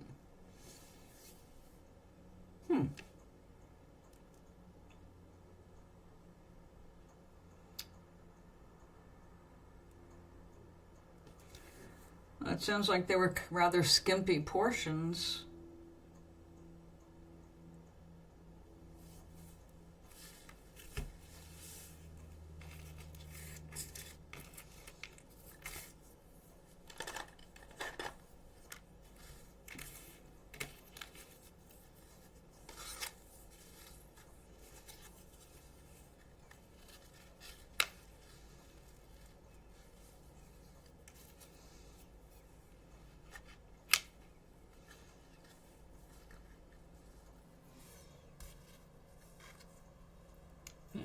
Wrong.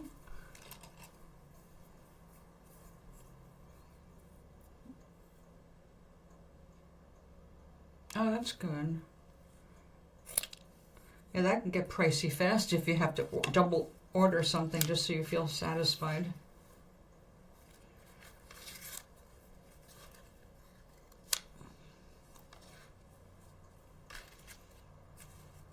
No.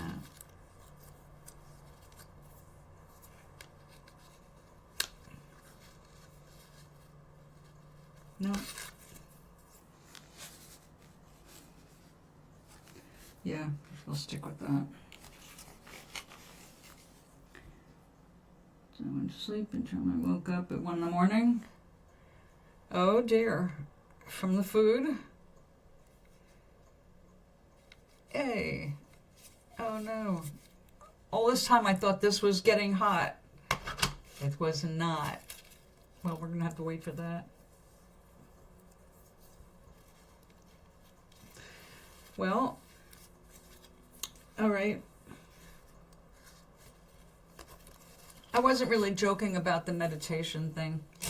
I don't mean to go into some kind of a deep trance, because that's not going to help.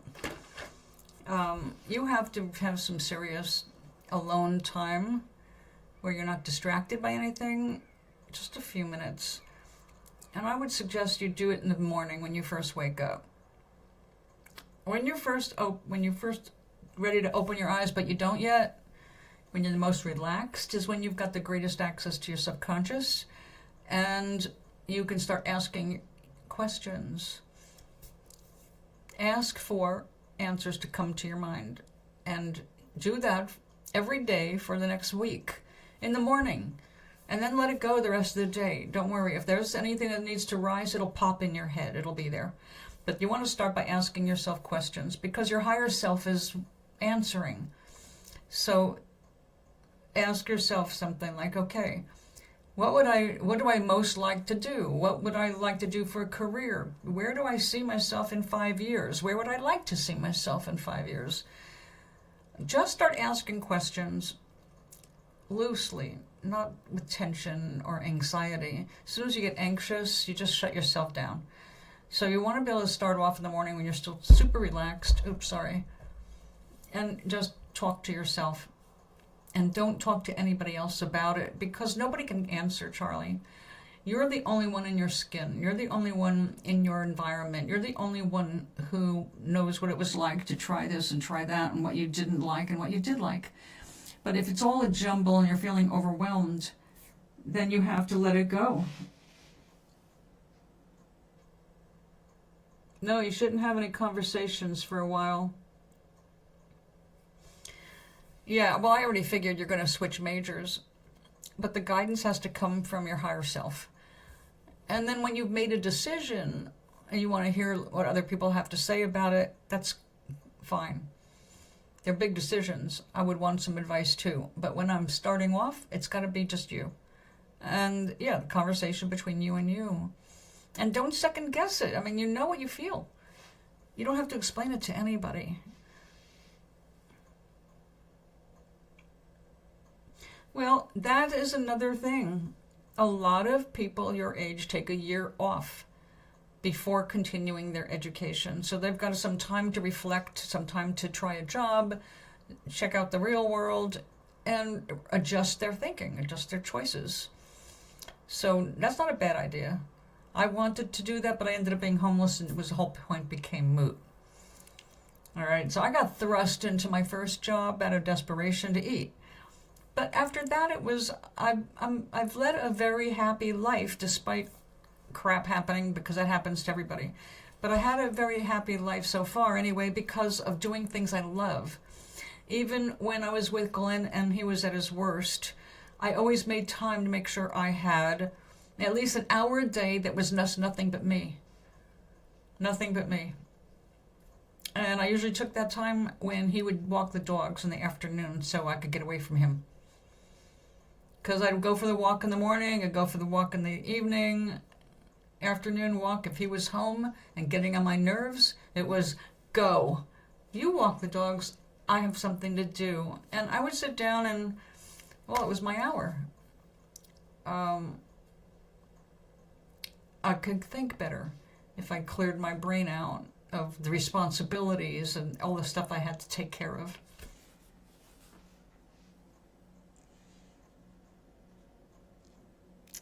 Yeah, I know. It's true. But if you're just sick of the regulation of classes, then what you need to do is get a job. See what's available for someone at your level, education-wise and age-wise, and location. What's around? What could you do for a gig? And I will tell you, something that'll send you back to school faster than anything is working in the real world for a year. After that, sitting in class and studying becomes paradise. Of course, it would be different, like if you took that year off and you had to live with your parents again. Think of that. Well, you take the time off to decide what you want to do. Or you live with them while you get a job, because if you get your first job and you don't have a degree behind you, odds are you're going to be making very little in money, and you can't really support yourself these days on a minimum wage. What advice? Okay, Charlie. Sometimes trying on the advice in reverse can help adjust our perspectives. What if it was your mother talking? What advice would you give your mom? Knowing what she's been doing all her life, knowing her level of happiness or satisfaction, your father, his level of satisfaction in his work. You've had these as examples, which most likely are what sent you to school. But what advice would you give either one of them if they wanted a change in their realities?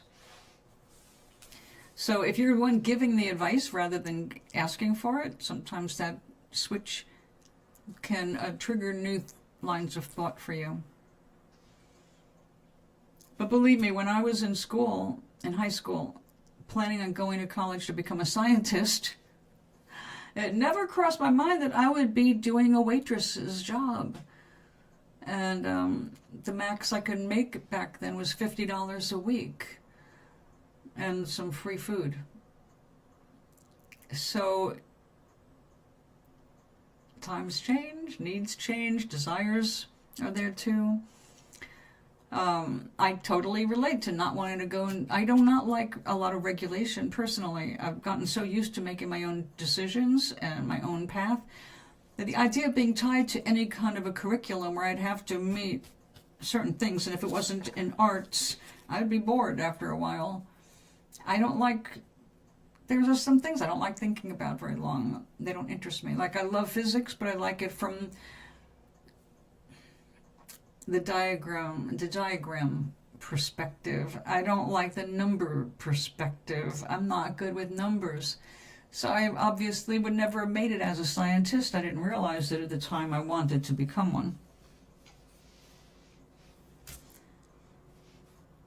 So I know you're feeling a lot of pressure because, well, time passes, you've got exams, you've got to make choices within the school curriculum, school year. So yeah, that's a pressure that it's not quite the same. But I promise you, if you try to go to and get a job based on what you already have under your belt, if you were looking at it as more than just taking a year off of school to get a better perspective about what you want to do in the real world, the school is its own world. It's real enough, but it's not the same as having to earn a living and pay all your bills and do all of that stuff that people complain about for the rest of their lives, unless they get a job they like. So no matter what you choose, there's going to be some amount of dissatisfaction just because that's being human. You're always going to want more than what you have. That's good. We want you to have lots of desires. But if you're going to frustrate yourself and find yourself getting depressed, wrong direction, obviously.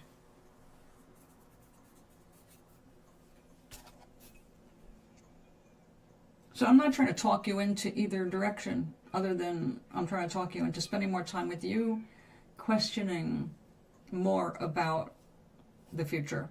For you, nobody else. And definitely in that you must take out the element of people-pleasing, impressing others, or making others happy, or just trying to keep them happy so that you can get what you need.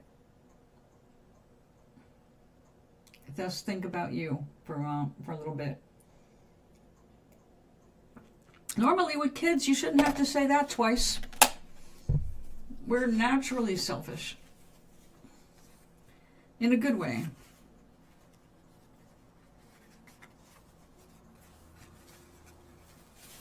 You know, I wonder if that's too tiny to put metal on. That would look kind of cool. No, it's too tiny.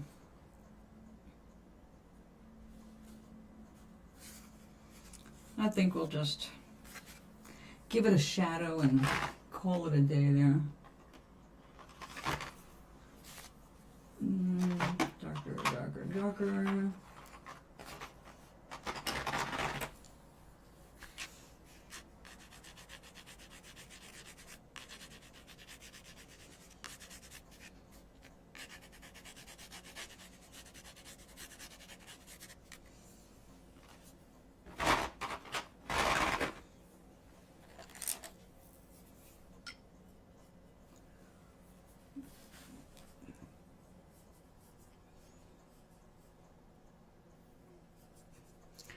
Well, it sounds like a very centering kind of a thing.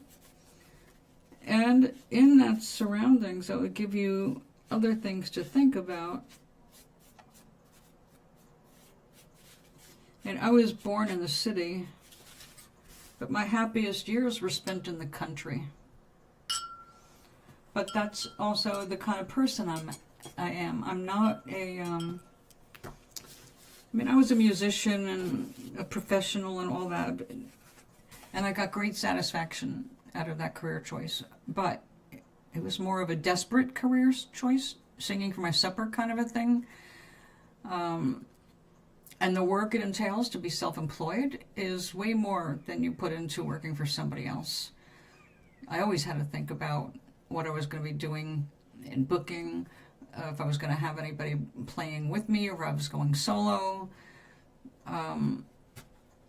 Advertising, Adam edits, you've got to make sure all this stuff gets to the newspapers. Press releases have to be made. You have to do all this stuff that when you're on your own and you're not a famous somebody, the work is just constant. But if you're enjoying it, it's not so much work. You don't think of it. You have schedules, like, my newsletter had to go out every other month, which would have all my gigs on it, and I had a real mailing list. We didn't have email back then, so I had to compose a calendar. All my gigs would be on it, and then I would have to hand address them and mail them. So you knew that every other month, you were going to be doing that part of your job.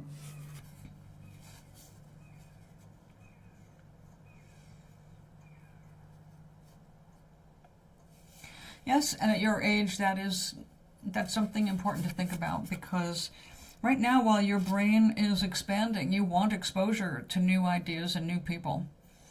That's the healthiest, most productive thing you can do for yourself, is get out there. So if you were to take a year off, I would recommend that you don't think of it doing it all in isolation. You need a job. And if you were going to be on the farm, then you better be working on the farm. Like getting up and feeding the chickens, kind of working on the farm. You've got to get up and be part of it. Otherwise, you will have no schedule and you will not produce shit. Yeah, exactly.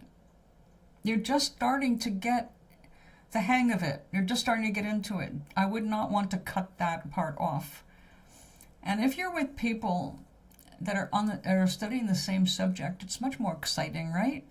Like being able to go to a philosophy class, and then you've got someone that really loves to engage on that subject. That's what makes life exciting. So I would not want to cut that off.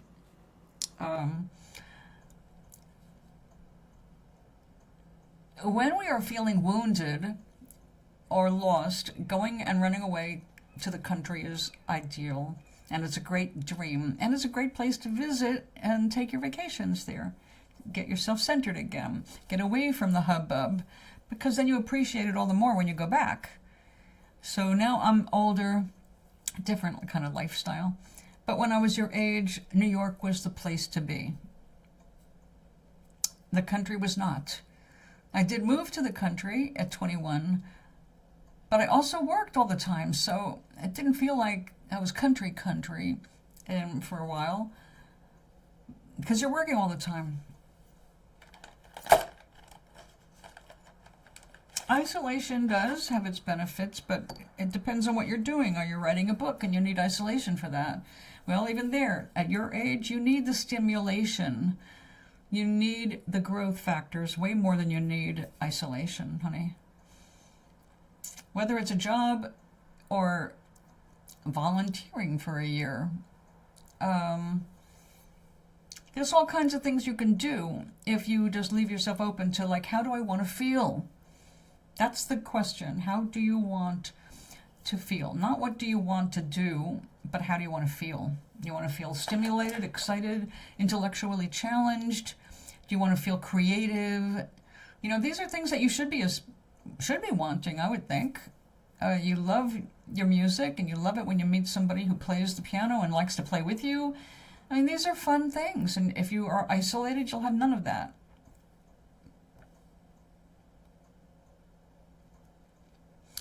Well, that challenge is great if you're self-sufficient and you're growing your own food. Look, that's a fun thing too, but that's also a lifestyle. If you just need to get away, you can do that in 2 weeks on vacation.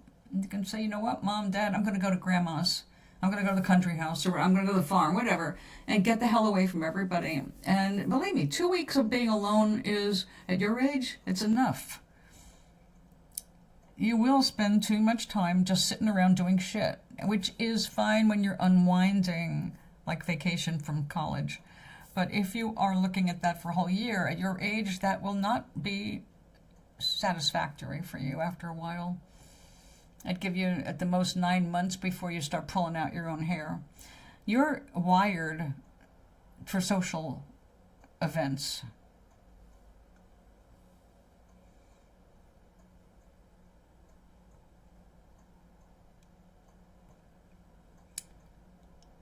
What was her problem? I'm going to the principal's office to report that you're playing the piano.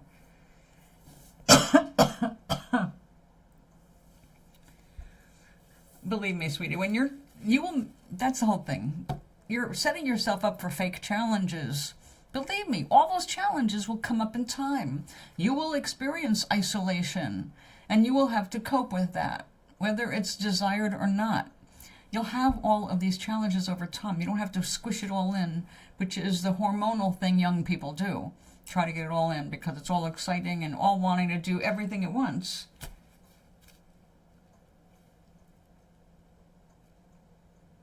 Yeah, see, you're too susceptible at this age to other people's crap. You have to remember that they're just people having their own bad moods, their own shit going on in their head. It doesn't mean that they are connecting or even seeing you realistically. Fuck them.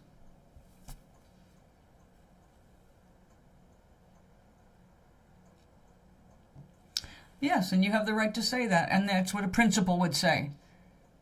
Look, go rest somewhere else. There's only one piano.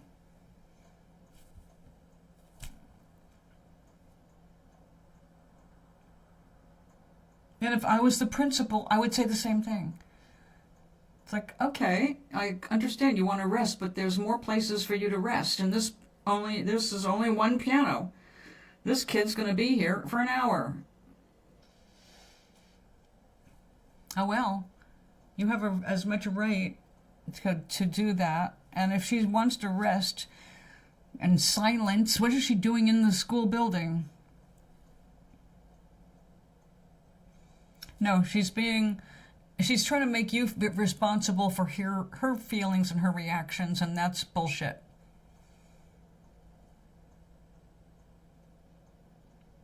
Well, okay, if you were banging real hard on it and giving somebody a headache kind of a thing, I can see where they might ask you to be a little quieter or find another place to go. I would just look elsewhere to sit. Was it a horrible weather day where they couldn't go outside?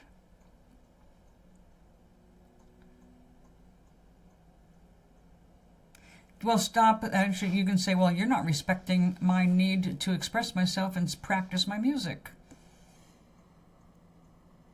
I only have one piano and one time to practice, and you can sit anywhere. I mean, you can be polite, but be real. But don't let people like that just go, they're like, they're just looking for a confrontation, and you can't give it to them. And you can't let them take away from your joy. Okay, well, it's not you, it's her. That's what I'm saying, is we don't take responsibility for other people's feelings.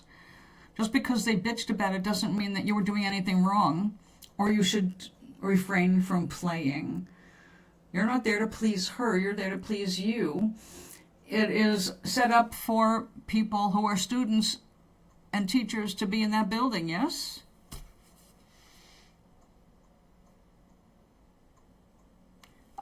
Fuck that. That is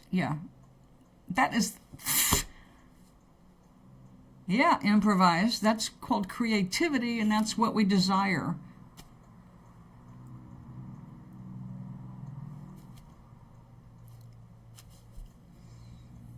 My piano teacher, I fooled him for 6 months. My first 6 months of lessons, I fooled him because I played by ear.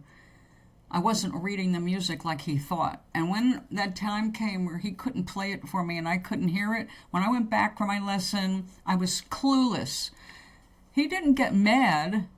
He was blown away, offered me free lessons if I would just get there. And he, instead of telling me not to create and improvise, he had me write my own songs for the exercises, which is the same way I taught myself to play the guitar. Every time I learned a little something, I wrote a song with it, so I would repeat it over and over and over until it was muscle memory. So improvising is what we strive to do, and my piano teacher wanted me to be a concert pianist, which means learning how to read music. But I was a rebel, and to this day I cannot read music. But I have written many, many songs. So who's right and wrong? The person trying to interrupt your practice, your fun, your creativity, pissed somebody else off, and it wasn't her business. She should have just kept going or find someplace else to sit. You were the one that should have been left alone.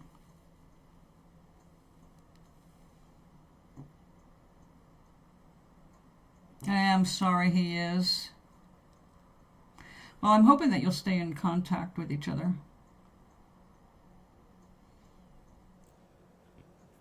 And improvise all you can and all you want, my dear. That's the art, okay? All those people, you're not doing a piece. Well, somebody sat down and improvised and wrote that piece. So it's okay for somebody else to write it and then you copy them, but not okay for you to write your own stuff? Yeah. This is someone who's not thinking, and she's not creative, and she's just jealous. And you can't give those people your energy. Well, good. If you respond to those emails, it'll work. I'm sorry, you've only got a little time left with him at this point. But that doesn't mean you can't become friends enough to visit each other later in life.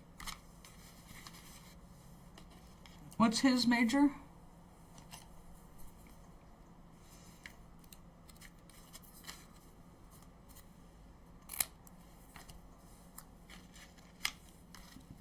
Yeah, that's better. All right. I'll have to do this later. Yeah. So what does she have to say? Nothing good. You're not there to please her. Like there are, just like with family members that you have to cut off because as an adult you realize that they're not healthy and you don't want those unhealthy people around you. Family or ex-friends or people you grow up with and they were best friends and then you just hit a point where you're adults and you've got different directions and you're not going to mesh anymore. That's just life. That's just how it goes. So if they're not doing you any good emotionally, then let it go.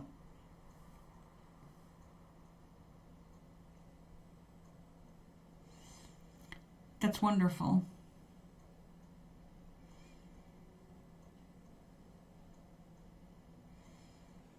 And a good way to, next time, if there's a next time when this bitch comes over and has something to say, answer with a question that puts her on the spot about her abilities or her talent or her creations.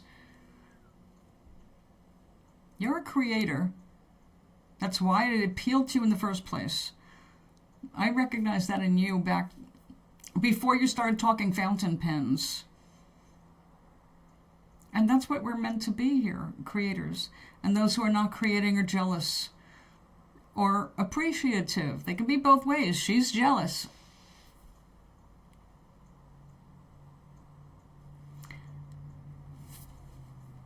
No, you're not half in nowhere just because you don't have a passionate direction at the moment. That passion will rise, but passion is something that comes over time. It's not just something you're born with, although they say a few people are. I passionately collected and grew seeds. the seeds were my thing as a child and a grown-up, and now I'm growing peas behind me and you can't even see them. But that's not something that I turned into my gig or my job, or I can't even say a big hobby, aside from having a farm. But that was for food. It's hard work when you have a farm. A lot of work. And just because you can sit around more during the summer when things are growing and you just have to water and weed, it's hard work all year. So you're not nowhere. You just have other options that haven't come up to your mind yet. You haven't chosen which one you want to pursue at the moment. That's not a bad thing, it's not a crime, and it's actually very normal. So you'll find the answers when you take the pressure off yourself.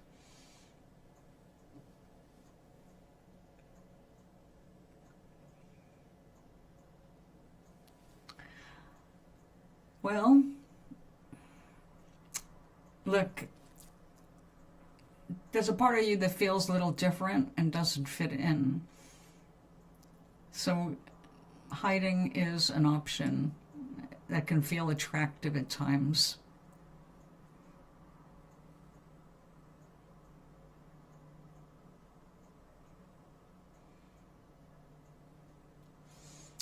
Well, that's what you are doing now.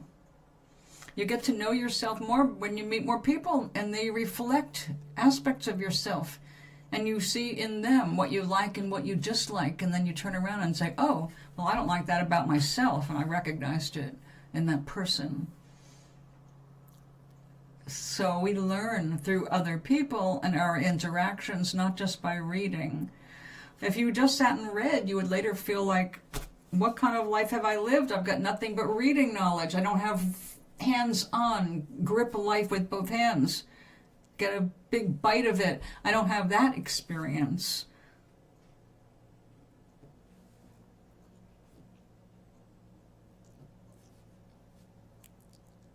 The pizza's alone in there?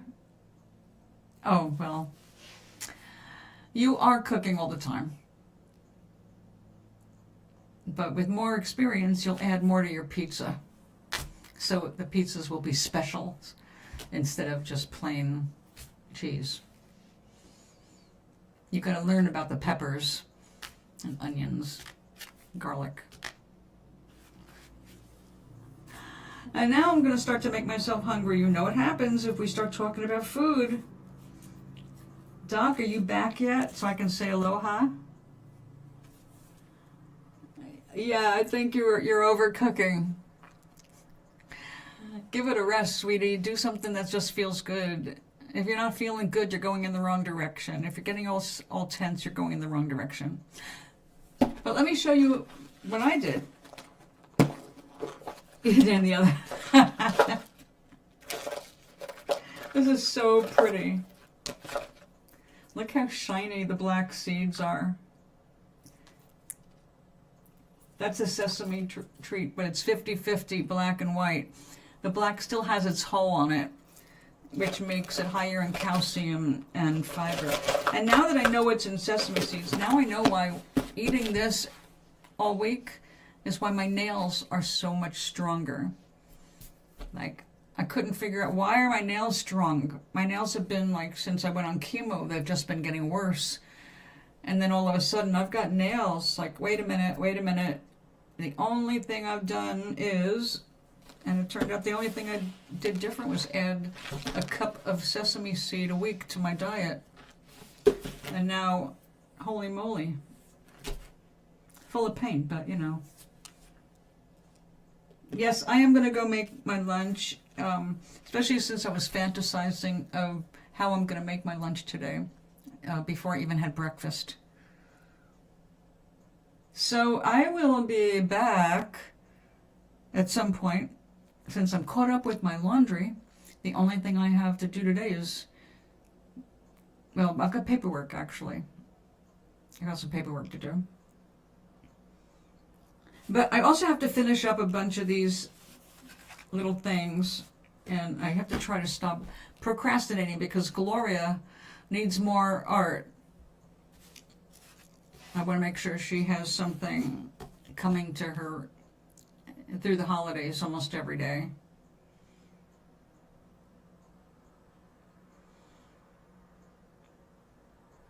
Well, Charlie, if you were a scientist, how would you allot your time to achieve a certain goal?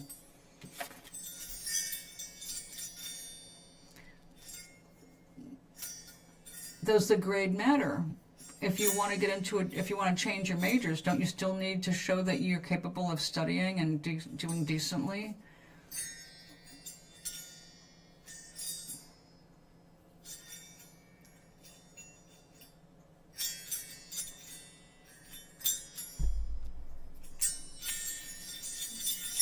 No, no.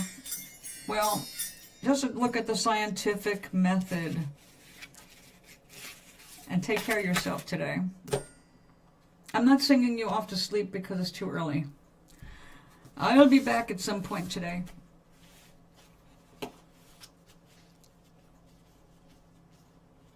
Eat, eat. You sound like my grandmother. Eat, eat. Actually, said it in German. S. It's good for you. Essen. Like, all right. Cooking. Well, thanks for hanging out with me. Maui, if you're not here, I'll see you later. I'll be back later, darlings. Until then, go eat yourself. You're doing laundry. Doc is doing the garden. You're contemplating life, Charlie.